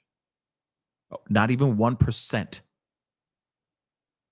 Now, if he's right, that's a whole lot of paperwork, y'all. That's a whole lot of files. And that's terrifying to think that there's more stuff that we have never seen. Of the likes you've never seen. I'm telling you right now, that's going to be crazy when it comes out. If it comes out, that is. Now, there's a couple things I do want to share, okay, before we wrap up the show, all right? One thing I did tell you guys in the middle of the show, there was some breaking news, and I do want to share this with y'all because this is absolutely crazy. The missing minute of the Jeffrey Epstein jail security video has been revealed in this dump. And I think that's one of the reasons why they did this massive dump out of nowhere. Because they're like, okay, we're just going to slide these things in there. We're going to chop all the things in, and you know what I mean? Because it's 33,000 pages of content, 33,000 pages of redactions and names and info and videos, etc. All of that. And it's all stacked up in 33,000 pages. But what's crazy is that people got time. People will make time to sit down and go through 33,000 pages if they have to. Shoot, maybe throw it in the chat GPT and say, please help me find anything, blah, blah, blah, blah, blah. Send. Chat GPT will go through all that stuff. Okay? Yes, I did say massive dump before I go help. Okay? But yes, this is a massive dump. Massive. And they're hoping that not everybody's going to go and sift through the info. but they are. And they found out that the missing minute is actually in that dump. And what's crazy is that they're also revealing that Pam Bondi, was lying to us. She was lying to us. So if she was lying to us then, what was she? What else is she hiding from us? What else is being hidden? Sorry. So let's take a look at this. Let's take a look at the video. Oh, there's probably going to be a commercial. Yeah. Oh, gosh. I hate it when I play pretend at home. Hold on. We got a little commercial. Uno momento, por favor. Okay? But we going to get into it. But again, like I said, pretty crazy stuff. I agree, just me. Okay? I think that there's a lot. Obviously, it's 33, like I said, not even a full 1% of the footage or of the information has been dumped, right? So let's take a look. Obviously, there's no sound to this, but look at this is the missing 1 minute, or actually 2 minutes and 47 seconds of his cell.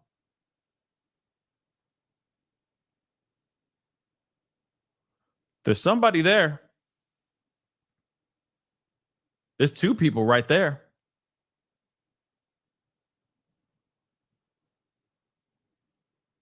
I'm assuming this is not sped up because we found out that the footage that we initially saw was footage that was sped up. This does not look like it's sped up, at least so far.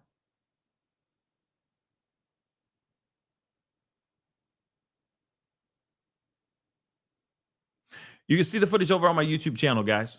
So if you're watching on the Tiki, hop on over to my YT.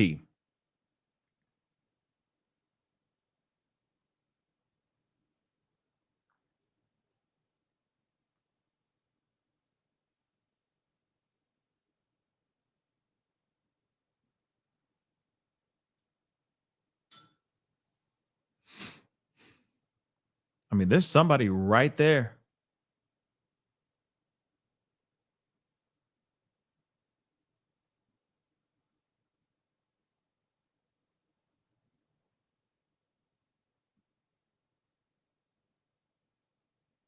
That's crazy.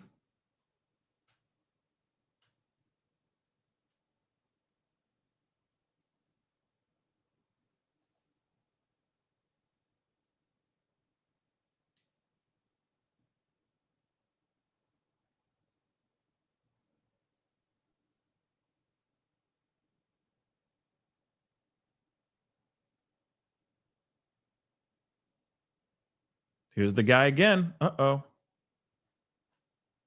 He's walking up the what?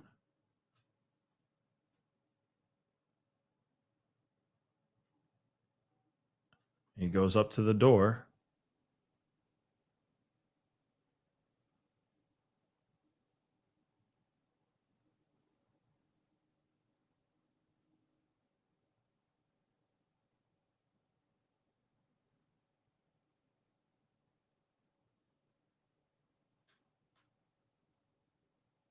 So wait a second.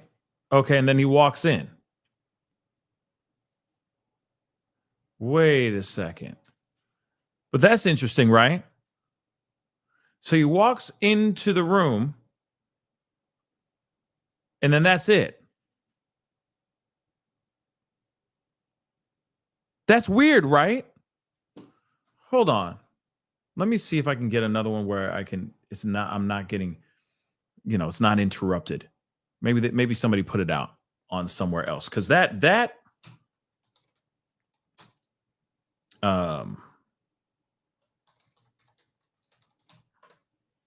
that's weird.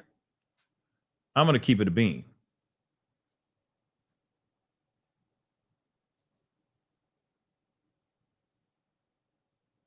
See, even somebody else here just said, uh-oh, looks like the conspiracy theorists were right again. Right? Newly recovered footage, including missing minutes from Jeffrey J.E.'s, his prison security tape show guards approaching his cell at 11:59 minutes, 39 seconds in. That's weird. That's sus, right?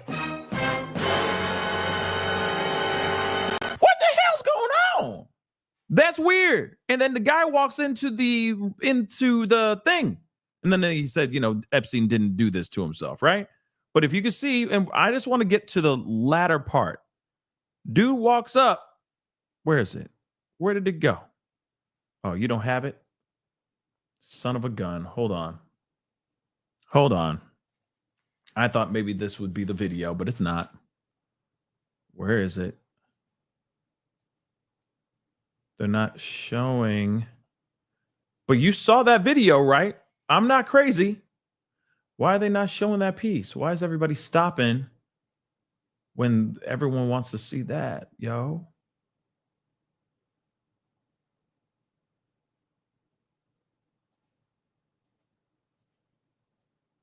We just saw that part where the guy walked up. That's weird. Well, I guess we're going to go back to that again then, because that is nuts. Hold on. I got to refresh it. And of course, we're probably going to have to watch another doggone commercial again. But that's crazy, right? 1 second, okay? I'm going to pull this up again because I want you guys to see this again, okay? But you see a guy walk into the space, okay? That is massive. That could be nothing, but that could also be something, okay? I mean, that's a very big deal. Take a look at this again. Look, as you can see right here, dude walks up, grabs the thing. He's like, I guess he's saying unopen or open, unlock cell room 46, right? We're watching something on video, y'all. Hey, chill. Okay, so here's the thing. You can see right here. This is insane, right? Whoa. See, this is why I hate using this going on here. Hold on, guys. My dogs will not chill. Okay. Because they see that they're trying to, that the government trying to pull a fast one on us, y'all. Okay? They're trying to pull a fast one on us. This doesn't make any sense. You know what? Okay, good. Here we go. Here we go again. Right here. I just want you guys to see one more again. I just hate that it starts to get small, but you can see the video scrunches down because it wants to go to the next video. But you can see for yourself. Guy, security guard, or, CO or whatever you want to call them. I don't know what they're called. Okay. I forgot what they're called. But you can see he is walking into this doggone cell that supposedly JE is in. So what the heck is going on there? What the heck is going on there? Okay, now, we've seen other footage that tells us different. Okay? That tells us different. So why do they give us footage that's not correct? Okay? That's not a cell? I mean, he's supposed to be... Oh, okay, so what is that then? I'm confused. I thought that was like the cell door. So what's that? What's that then? Okay. I thought that was the cell. Like that's the door to go to his cell. Is that not?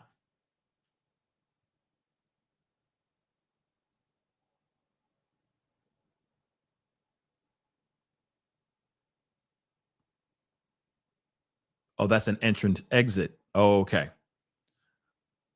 Okay. Yeah. I thought that, okay, so his cell is on the other side of that door, right? No, his cell is up on that. Hold on. From my understanding, his cell I'm just pulling up an old video. His cell, or at least, access to his cell is right here. Right here.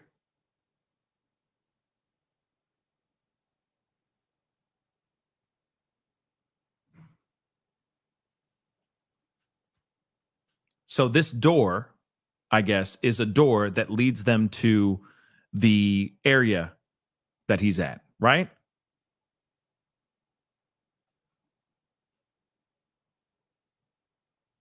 Okay, thank you. Because again, I'm going to wait a second. No. Everybody's been focused on this door right here, not down here. They've been focused on what's going on down here because there's been a lot of people moving around in that area down there, okay, on the lower level.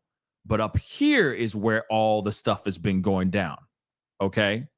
Just so you know, all right? But let's move on, all right? Because I guess everyone has different opinions on that, so we're going to continue on, all right? But back to the article here. I want to make this abundantly clear because, again, it doesn't matter. At the end of the day, you see more movement going on, okay? You see more movement going on. So a newly released congressional video shows or fills the 1 minute gap in earlier surveillance from the notorious, from JE, okay? From his jail unit on the night of his apparent, when he did what they alleged that he did. So 2 key parts, okay? 2 key clips. Part of a nearly 34,000 file drop by the House Oversight Committee Tuesday night. Like I said, this happened Tuesday night. Revealed the highly contested minute missing from surveillance footage filmed outside of his cell block. Okay, so that door was the door to his cell block. Okay, so that's where I was in the wrong. I thought that door was literally the door to his cell, but that is the door to his cell block, just so you guys know. All right.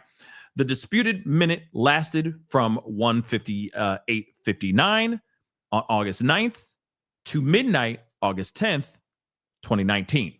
All right. Digital forensic experts previously found the clip released by the DOJ was chopped from at least 2 separate video segments, 2 completely different video segments, guys, and strung together using Premiere Pro, great editing software, okay? Fueling conspiracy theories that the administration was covering up his demise, which they were. The new drop from the House committee shows the camera data switched at about midnight, leading to a necessary binding of 2 clips for a consecutive video. Fox News Digital combined the 2 clips after the latest release on Tuesday, showing there was indeed no lapse in video, contradicting what Pam Bondi previously explained in her why this minute went missing, right? She said, oh, this is old footage and it's an old video and it shuts off before midnight for a minute and it hits restart, which is all a lie. It was all a bold-faced lie. Okay? What she said, of course, like I read to you guys earlier, what we learned from the Bureau of Prisons was every night the video is reset and every night should have the same minute missing, which is a lie. We just found we just saw the footage. Why would they hold that footage from us? Why would they lie and say that there's no list and say, oh, these cameras are from 1990, so they have to hit a reset every the minute before the clock strikes 12. That makes no sense. That makes no sense. It's unclear why the footage disappeared, though the minute that was missing from the original drop did not reveal any action inside the cell block or inside the jail block. The DOJ found that he did this thing to himself inside his New York City jail cell while awaiting further ST charges. Again, like I said, it just doesn't make any sense. So the Attorney General's office could not immediately be reached by Fox News Digital for comment. this is weird, guys. Okay? Long story short, this is very freaking weird. All right? The 1 minute that was missing, which was more like close to 3 minutes that was missing, we finally see that footage. And in that footage, we see somebody walking into the jail, his cell block, right? Entering the cell block. Why would they not just show that footage? If it's totally innocent and not fake, you know what I mean? Nothing sinister going on. Why would they hide that information? Why would they hide that footage? You see what I'm saying? See, this is the problem with the situation that we're in, because it's very easy for people to look into this stuff and start, and it causes eyebrows to raise. Okay. It causes conspiracy theories. It causes people to start losing their doggone minds and spinning off this planet wearing tinfoil hats with their crazy conspiracies because they started off with lies. If they were just transparent in the very beginning, what they considered, let's just say the government doing a little white lie, which is clearly not a little white lie, it turns into something worse. All they're doing is backtracking. Exactly, the classic one. It's cover up after cover up after cover up, because all these holes in their story keep popping up, and they're just trying to cover every single hole as quickly as they can. Well, it's old camera footage. No, you see what I'm saying? That's just it's messed up. Okay, it's messed up and it's wrong. Okay. But welcome to the world that we're living in. They come up with, there's no list. People go, wait a second. And then Trump goes out of his way to basically say for years, drain the swamp. We got to drain the swamp. We got to expose these monsters. We got to drain the swamp. And then all of a sudden, out of nowhere, they're not exposing, like they're not putting out the stuff. As soon as they find out more information, they're like, Trump now is like, I don't understand why everybody's so worried about this stuff. Why is everybody tripping about this? What are you talking about? We want to know what's going on. It's a totally understandable thing. Totally understandable desire to know what the F is going on. Period. So again, just very weird stuff. But hold on. I want to check something here. Hold on. Let's see here. Dogs just tripping for the sake of tripping. Hold on. Hold on, guys. Let's see here. Because this is from Fox News as well. So I'm going to pull this up because some of you guys are like, you're looking at the wrong video. But that's what it was on Fox News. That's what was being shared on Fox News. But let's take a look at this then. Let's take a look at this one too. Okay? Let's take a look. So this is what they're saying is missing minute in Jeffrey Epstein jail video released. So this is, and they're showing it right here. 8 August 9th, 2019. Okay. So let's see. Maybe they were putting up the wrong thing. But there's clearly activity going on down here, like we saw in the beginning. Okay.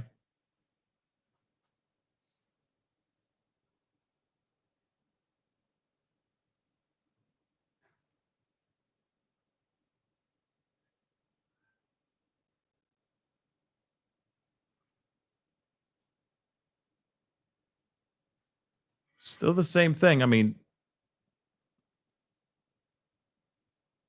unless what they showed in the last half is not the other half, that like what we just saw is not the new footage. I'm like I said, now I'm getting confused.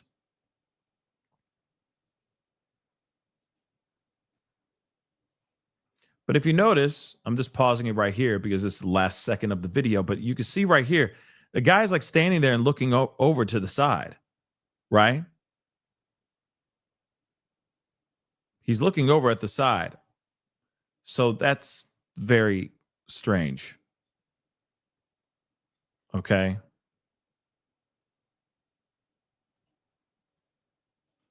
Kieran just said the last one said 6:32 on that date. But it's the same footage. I see what you're saying. Okay. So I guess they smashed those two clips together, which confused the hell out of me. So again, there's still activity going on down here. So yeah, that's very interesting. Still activity going on down there. No matter what. The other footage that we saw, there was, a little bit of activity, that kind of thing, people moving around, but it wasn't anything too crazy. But there you see that there's two COs, two correctional officers in the area kind of walking around in that lower level part. Now, does that mean something sinister happened? Possibly. Possibly.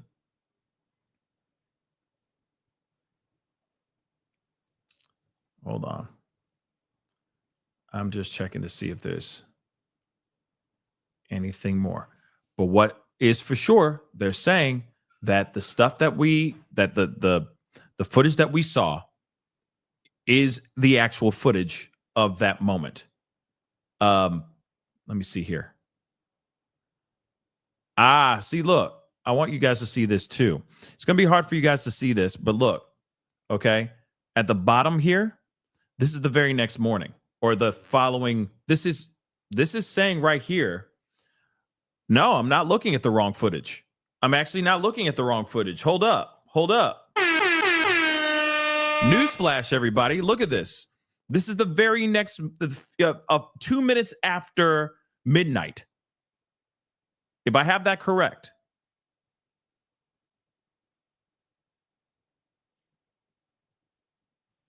Hold on. If you look that down here, hold on. Let me see if I can. Oh, God, I hate these things. Or that's 2 hours later. Hold on. I'm just pulling up this. And this is also, by the way, right here. This is August 10th. Take a look at this. This is August 10th. He allegedly lost his life August 9th. This is 6:35. I'm assuming 6:35 in the morning, maybe? You see that, right?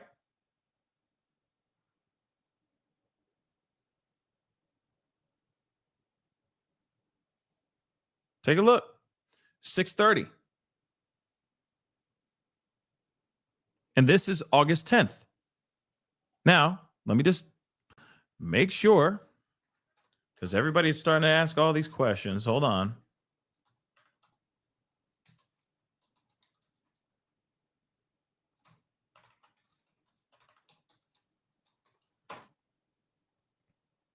Okay.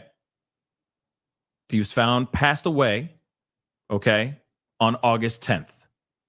Remember, August 9th is the footage that we saw leading into August 10th, okay? I just want to make this abundantly clear. So let's go back to that article, and we're going to play it again. We're going to play it again. I just hate that this footage is like this. Hold on. Yeah, we got to look at all this crap.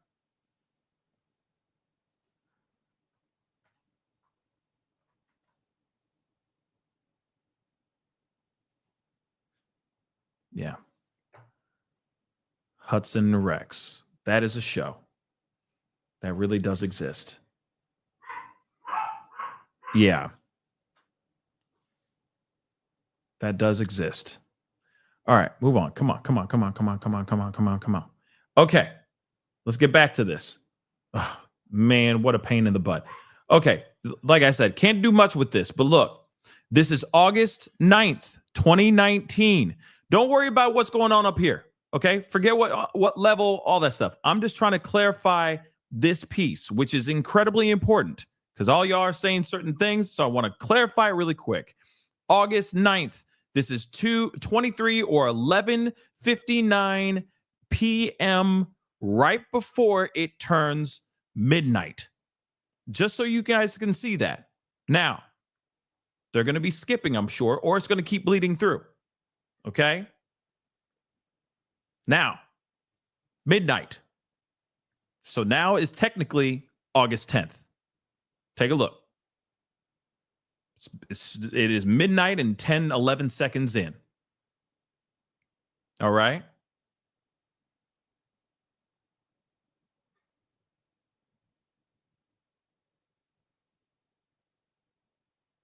I mean, even so, even at midnight, guy stands over there. For what reason? We do not know. August 10th, 2019, right when the day changed. This is the minute that we've been waiting for. Where's the mouse? Come on. Still August 10th. This is a whole minute that they're showing us. And then I'm assuming this the time jump that they show us. Hopefully they didn't change it or something like that. But the time jump that we're going to see here, and this is all on Fox News Digital, just so you know, it's 12:01 a.m. right now.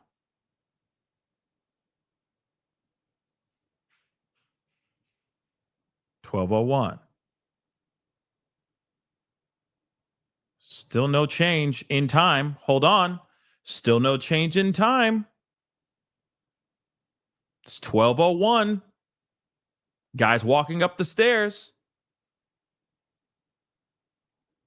12:01. Guys at the door. 12:01. He's walking into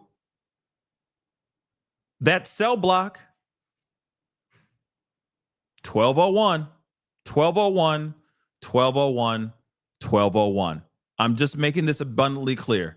Still says 12:01. 12:02 now. Just so you know. And then he walks into that cell block. Just to make that abundantly clear. Okay? So that is what we see in this missing footage. Either he is leaving or he is walking in. Either way, we see some activity on the lower level. We see a guy walking up the stairs. Okay? But that was footage that we never saw before. Just so you know, we never saw anything going on. Okay? Now, if he's leaving the cell block, then he's leaving the cell block. Long story short, there is activity that we did not see before. There is activity that we did not see before. Okay? Just making that abundantly clear. We never saw anybody walk up those stairs. We've never seen any. Let me repeat that again. Go look at the footage again. The original footage that they gave us. Okay? We never saw anybody walking up the stairs. Never.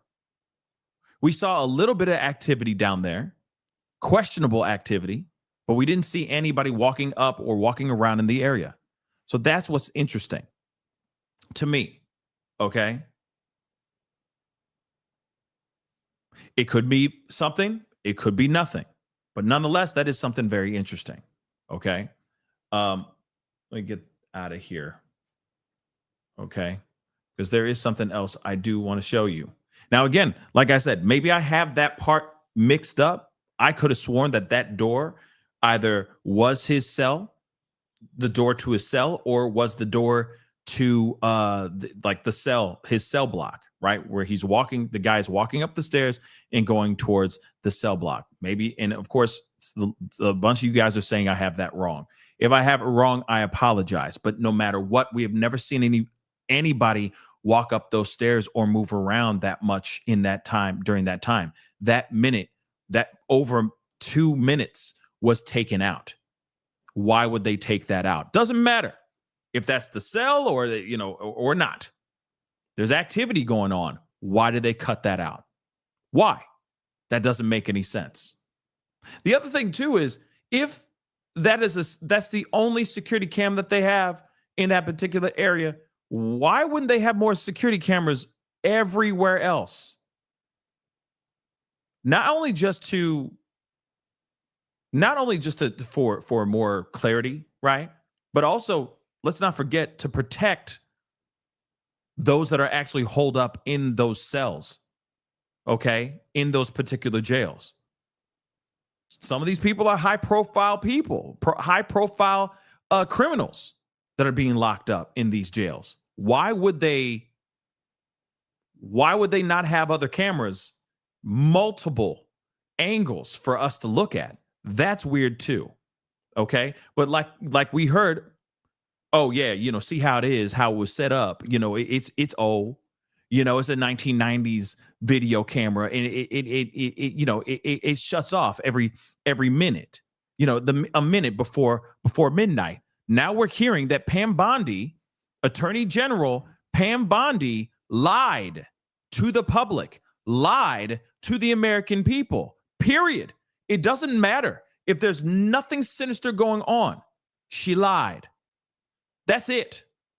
Doesn't matter if the cell door is upstairs on the top floor or on the lower level. One thing, the common denominator that we can look at right now, okay, is that she lied. That's it. And also the administration allowed that lie to be out here. That's it. That is it. Now that footage is out here, she mother-loving lied. Sorry, but that's the truth. That's facts. Okay? That's just facts. Now, here's something else, okay? Don Lemon apparently was out there during this situation. Yeah, no kidding. Clutch my pearls. Oh my gosh, she lied? What? Stop it. No, she lied. And yeah, we already knew that was going to be a lie. We already knew that she lied. We already knew that they were lying, but now it has come out. And now this looks really, really bad for them, not for us. We can stand on our laurels, okay? Standing 10 toes down that we knew that they were lying and that we don't look crazy or sound crazy. And like I said, still doesn't matter. It still does not matter. Okay, let me just break this down for a second, okay? Yes, Don Lemon apparently interviewed Marjorie Taylor Greene right after this press conference, and so I do want us to go and check that out as well. Now, here's something. I want you to put this bee in your bonnet for a second, okay? Think about this for a second.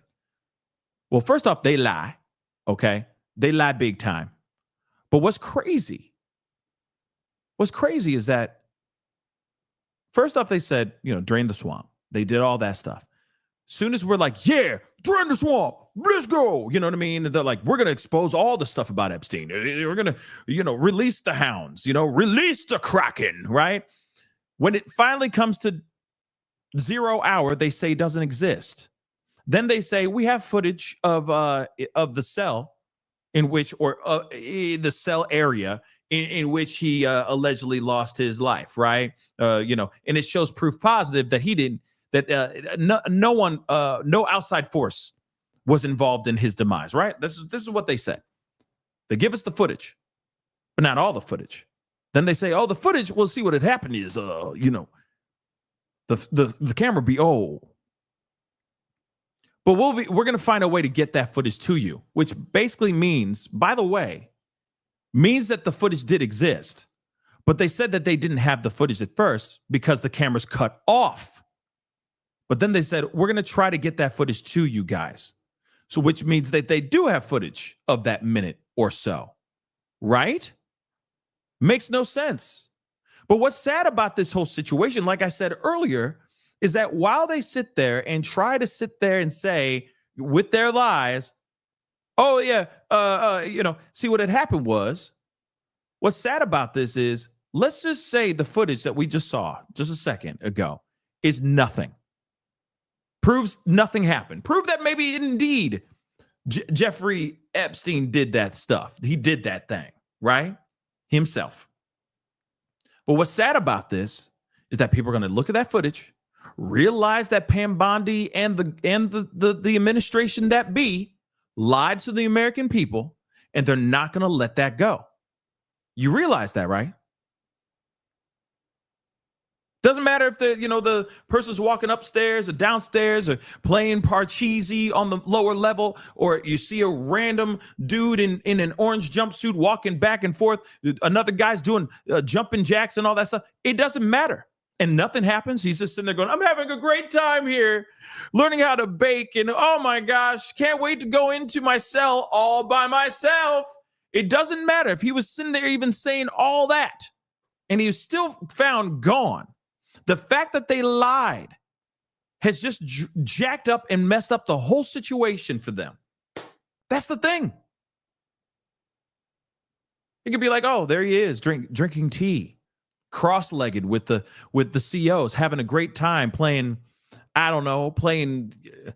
prison poker, okay, with cigarettes, right?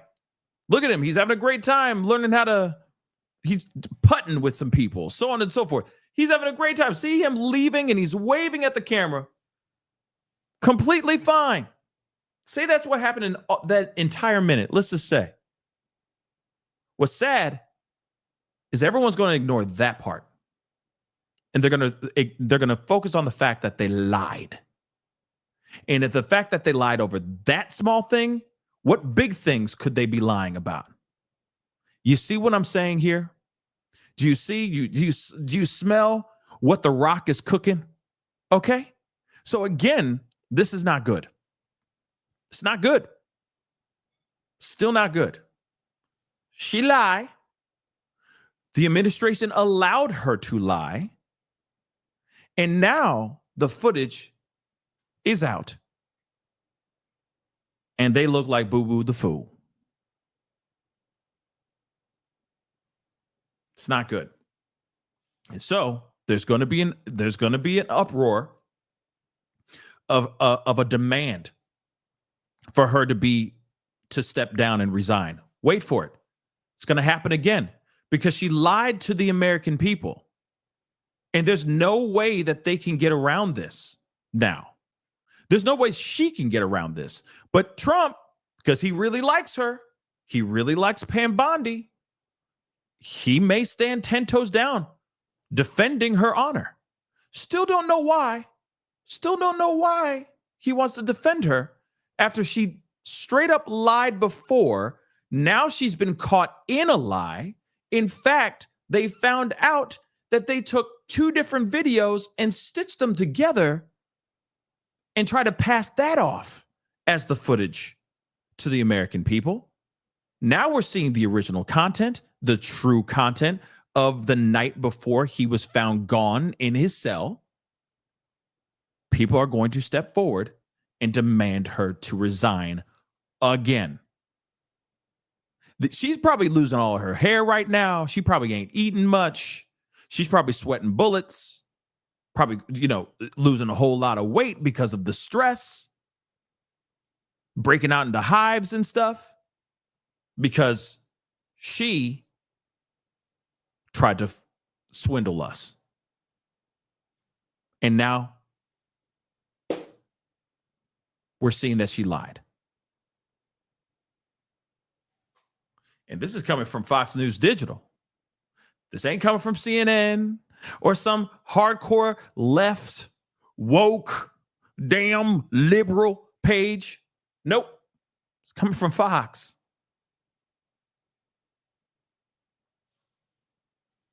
It's interesting stuff. Now, Don Lemon just did something. He was out in the streets of DC, and apparently he had some questions he asked some questions to Marjorie Taylor Greene directly after this whole thing. So I don't know where it is exactly. I just kind of stopped right here where I saw her face. So let's take a listen. Talking with President Trump about these women that I've met. I also encouraged him already this morning that he should have these women in the Oval Office. They deserve to be there. You spoke to him. Yes, I did. And I told him I'd be happy to set that up, arranging with their attorney by sharing his phone number. What was his reaction to that? I haven't got an answer back on that, but I am continuing to encourage him that these are the people that deserve to be in the Oval Office, not any of Jeffrey Epstein's rich, powerful friends that allowed this to happen to them, or anyone that may have been a part of it. And I think that's important, no matter who the president is, no matter who the speaker is, no matter who's in charge and who's in power, the most important thing I can do as a representative serving in the House of Representatives, I serve the American people, I serve Georgia 14, is I work for the people. And none of those Jeffrey Epstein's buddies or cabal of people that did these horrible things, these women, none of them are in my district that I know of. So I know the people at home, they want me to fight on this issue, and to them, politics. What do you think about the political ramifications, though, for your party if your members don't sign on to this bill, if they kill this bill? Well, what I'm hoping to see, and I talked to the speaker last night about this, is and he was in our meeting yesterday, and I think a lot of the ladies here, he is very compassionate, and he is completely dedicated to the oversight investigation and going as far as we possibly can. Of course, we're not allowed to arrest anybody. Darn it, I wish I could sometimes, but he's committed to doing that. So my job and my role is I'm just looking forward to working with everybody I possibly can to finally help these women and expose the truth and to break basically this, what I like how Rose said it, this two-tiered system in America where the rich, powerful elite seem to get away with everything and regular Americans always seem to suffer. Are you reaching out to other Republicans to join in, and if so, how? Oh, wait. Weren't you harassing my office yesterday? No, I wasn't. I was there reporting. Yeah, no, I have a video of you busting in my office. I was there reporting. Question. But I would like to. How are you encouraging other Republicans to sign on? Martin Taylor Greene? Jordan, hi. You said that you were. She's not going to answer the call. I'll ask her again.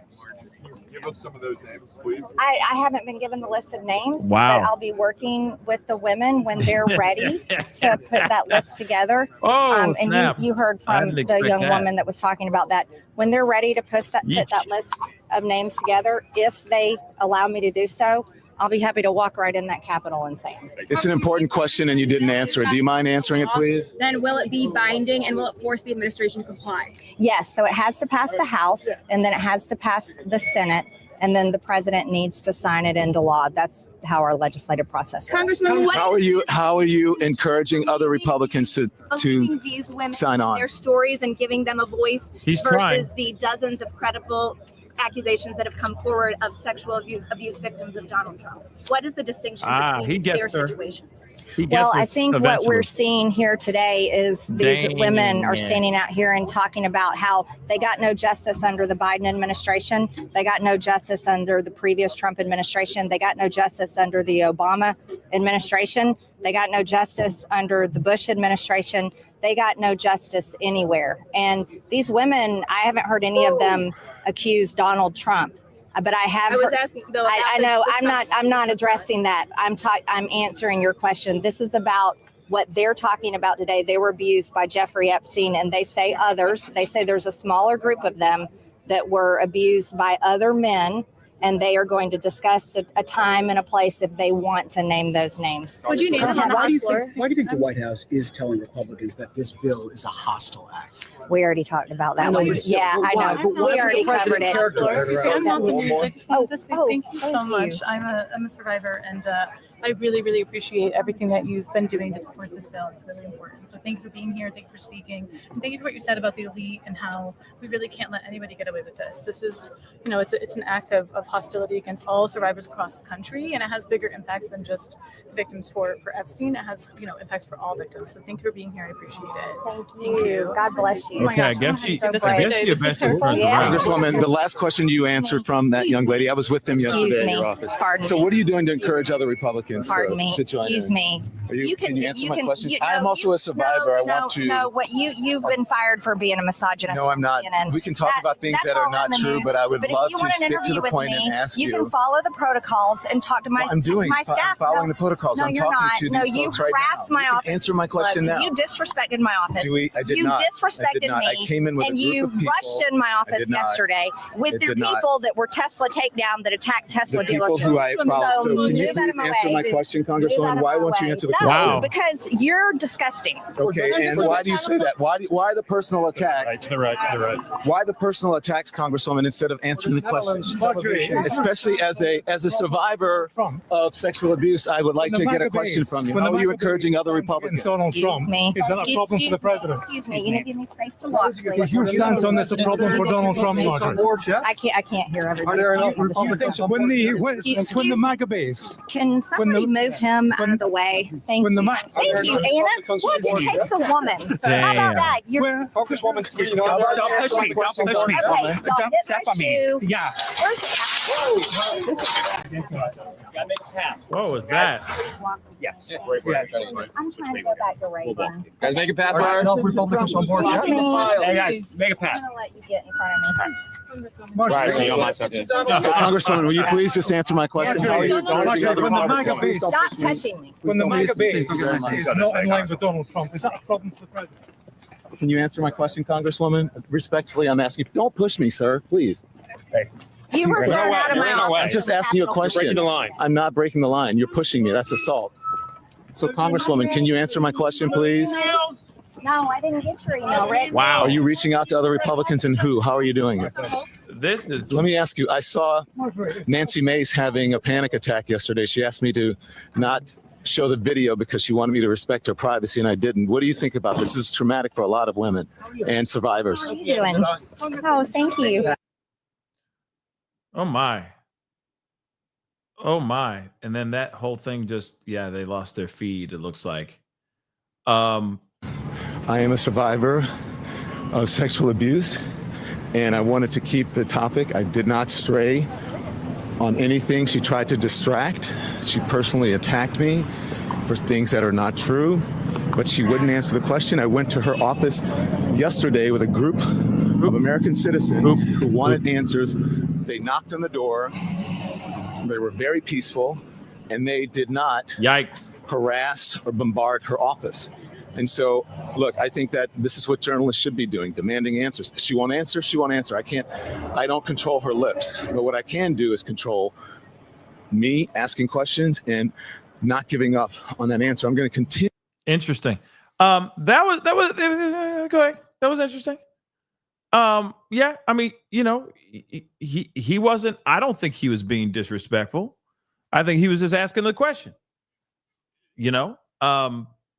I don't know what happened the day before. I don't know.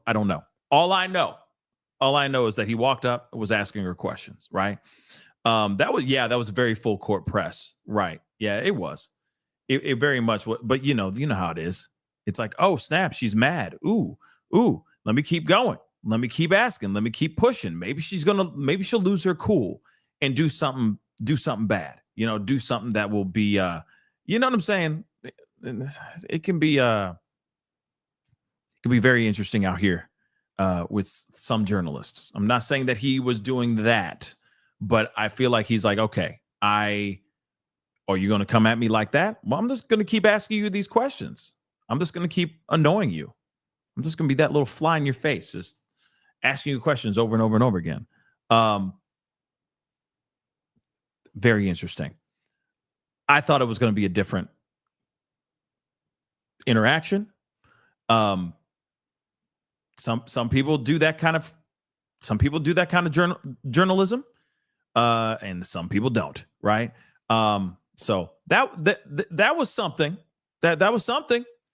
That was definitely something. Very interesting. But let's continue on. I got some super chats here really quick. Carbonized, thank you so much for the love. PSA MTG is still the sort of trash Oscar the Grouch would toss out of his dump. Damn. There, I feel better. Crush that like. Yeah, I mean, that's a lot of people feel some type of way about MTG. Yes. I mean, you talk about lasers and stuff and, certain, groups of people having control over the weather and stuff like that. Crazy, crazy stuff. Right. And I gotta be honest. Crazy stuff, crazy stuff. But then it's like she's standing on this. And I will say this, she's not the only one though. Okay. There's a lot of Democrats. There's a lot of there's not a lot, but there's a couple other Republicans that are standing on the side of course, wanting the truth, exposing and releasing the files. So again, it's kind of like Candace Owens. Now I know some of you guys like Candace Owens. You have a soft spot for Candace Owens, or you just love Candace Owens. That's cool. If you're a fan of Candace Owens, that's fine. To me, I think that, I know this is a phrase that people say a lot about her, like a broken clock can be right 2 times a day. And I think this is the moment where, with MTG, it's a broken clock moment. You see what I'm saying? Where it's like, yes, for once, it's something that we all agree upon. Release the files, expose these monsters, and drain the swamp. Even so, you heard from another representative that was there speaking. He's like, yo, this is the first time I've been at a press conference standing alongside Marjorie Taylor Greene. He even called her out, right? And that says a lot. That says a lot. That this one is something where both sides of the aisle are actually coming together and saying, hey, yo, we need to drain this swamp. We need to stop dilly-dallying around and get straight to the point, right? Carbonize again, thank you. I'm going to go through all Carbonize stuff here real quick. So thank you for these next 2 super chats. If you cannot understand the situation, that's called privilege. Enjoy it, but recognize that many in this very chat do not have your privilege. Choose kindness. Cruelty and ignorance aren't cute. Agreed. Chat says follow the orange laundry in the clip. Oh, I see. His cell is that way, not at the door. Ah, thank you. Okay. See, I gotta, I keep thinking that where he's at is, on that top floor. I've always thought that. I would assume the camera would be up there, right? Like, you know what I mean? You'd think, okay. So let's just talk about this.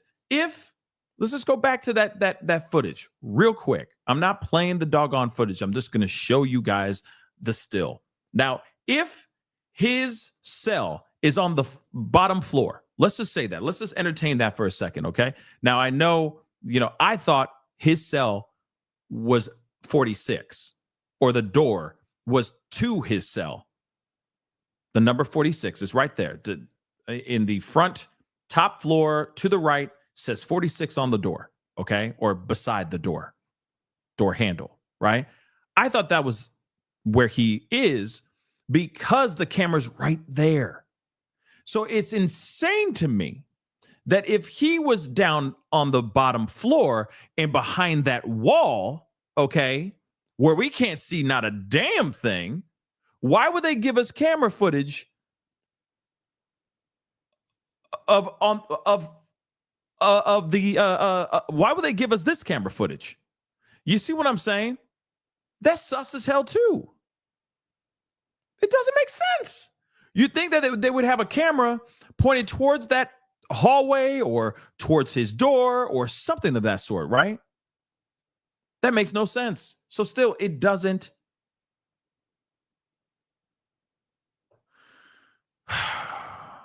It's frustrating, okay? And it makes no doggone sense, okay? Doesn't make any sense. Then, on top of that, you're cutting out a minute, well, actually more like close to 3 minutes of footage, and then lying to the general public, to the public, saying that, oh, yeah, that footage, what had happened was with that footage, it was a camera. It's an old camera, and it shuts off every at 11:59. It shuts off for a minute. That's dumb. So again, it doesn't matter. It doesn't matter if it's the camera is pointed at this door and that's where he's at, or that's the hallway in where he's at, or if it's pointed towards, or if he's down there on that main floor. It doesn't matter. It makes no sense. It is the wildest thing. It's dumb, y'all. It's absolutely dumb. So let's get back into here. Okay, no joy here. Thank you so much. Victim said this is not a hoax. We know who keeps saying it's a hoax. Yes, true. Shame on all the Congress women that don't stand with these victims. Yeah, he's now even saying, Trump is even now saying that this is a hoax. When he wasn't saying that before, you heard that from one of the lawyers. He's like, the lawyer was sitting there talking with me, being like, we must expose, we must drain the swamp, we must do all these things. And now he's singing a different tune. Now he's saying it's a hoax. And he was saying things about unearthing the list and exposing Epstein and exposing the people and all that stuff, even when he was getting into office this second term. You had Vance out here saying the same doggone thing. Then suddenly now it's like, oh, look at the spinning rock that's hurtling towards Earth now. That's what I'm concerned about. If there's going to be an alien invasion, I'll tell you what, that's what I'm concerned about. What? Now it's not important anymore. Now it's a fugazi. It's nothing. That makes no sense, guys. I'm sorry, it just doesn't. General, thank you so much. We ride at dawn for the dogs. Yes. The dogs are getting very, very yappy today. I apologize about that, guys. They get excited over the littlest things, I swear. Debbie, thank you so much. I appreciate it. If it's really about the victims and only needed 2 votes, she could have answered. Yeah, that's true. Public lights gone. So didn't help her. Oh, I see what you're saying. Yeah, I mean, you know what? You ain't wrong with that. You ain't wrong with that.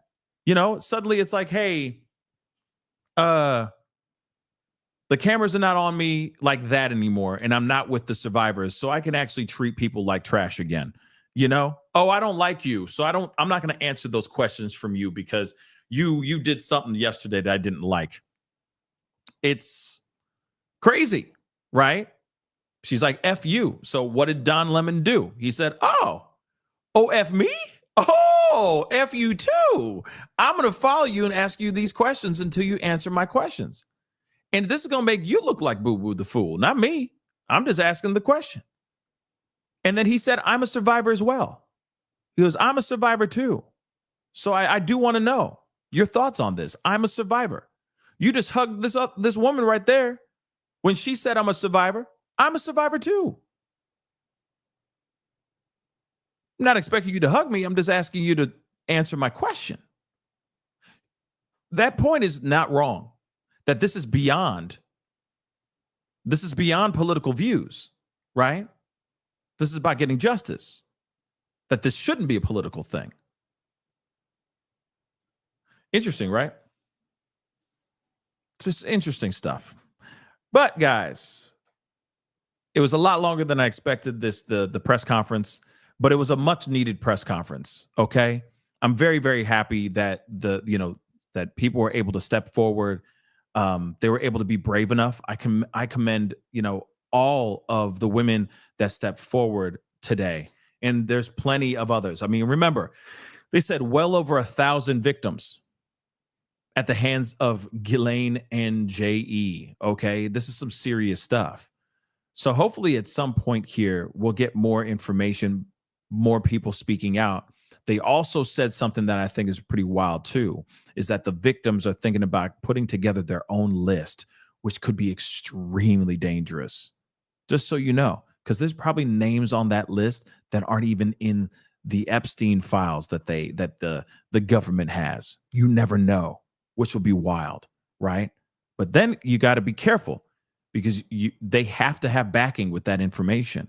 Because anybody, because there's allegations that come out the woodwork all the time, and they'll sit there and go, yeah, I saw Tom Cruise in the room too, and it's like, well, are you sure he was actually there? Can you confirm that? I can see that being dangerous, right? Because some victims, sometimes their memory messes with them, and God knows what they're consuming if they if they consumed something, or you know what I mean, before they were getting attacked, etc. So those kind of things you got to be careful with. But we have to trust that these victims are going to step forward and speak out and write truthfully what they remember and the names that were in those rooms that they were a part of, right? And that they were in. But I mean, like I said, we'll see, right? We'll see what happens here. But given the fact that you have that's a big deal. There's so much more that's coming that I think will come out very, very soon. So stay tuned. They just need 2 more people to sign, 2 more Republicans to sign. You mean to tell me no other Republican has the balls to or the ovaries to step forward and sign? Okay. And sign and have them just release the info? It's appalling, y'all. It's appalling. I will say, Jesse, I would love to have Don Lemon on the show. Are you kidding me? Come on now. Dude's a legend. Of course I would have. Man, it'd be an honor to have Don Lemon on the show or to be on Don Lemon's show. Shoot. Dude's a beast. Of course. Of course. Okay. But guys, that is the show. I appreciate all y'all for being here. It really means a lot. Thank you so much for tuning in. It was a lot longer than I expected. I apologize, but that was necessary. Okay? That was definitely necessary. Long time coming. There was a lot of people that needed to speak out, and rightfully so. I appreciate all of them for coming forward. But anyway, guys, it is time to get going. I appreciate all y'all. Please do me a favor. Hit that like button down below. Crush that reaction button if you're watching on these other platforms. If you are watching on these other platforms, make sure you follow. Hit that follow button. Follow, please, and thank you. Don't forget to subscribe here on my main channel. Go to my second channel and my third channel, The Pascal Show Clips and Pascal Raw. Subscribe to those channels, please, and thank you. That would be greatly, greatly appreciated. All right. Hit that join button down below. Become a member. Check out my Patreon. And, of course, check out PascalMerch.com. Okay. But anyway, guys, it is time to get going. Much love to you guys. I will be talking to you guys very soon. Stay safe out there. And, there's a bunch of other videos that will be coming out here very, very soon. So stay on the lookout. Okay. I'll be talking to you guys very soon. Be good to yourselves. Be good to one another. This is The Pascal Show. Bye.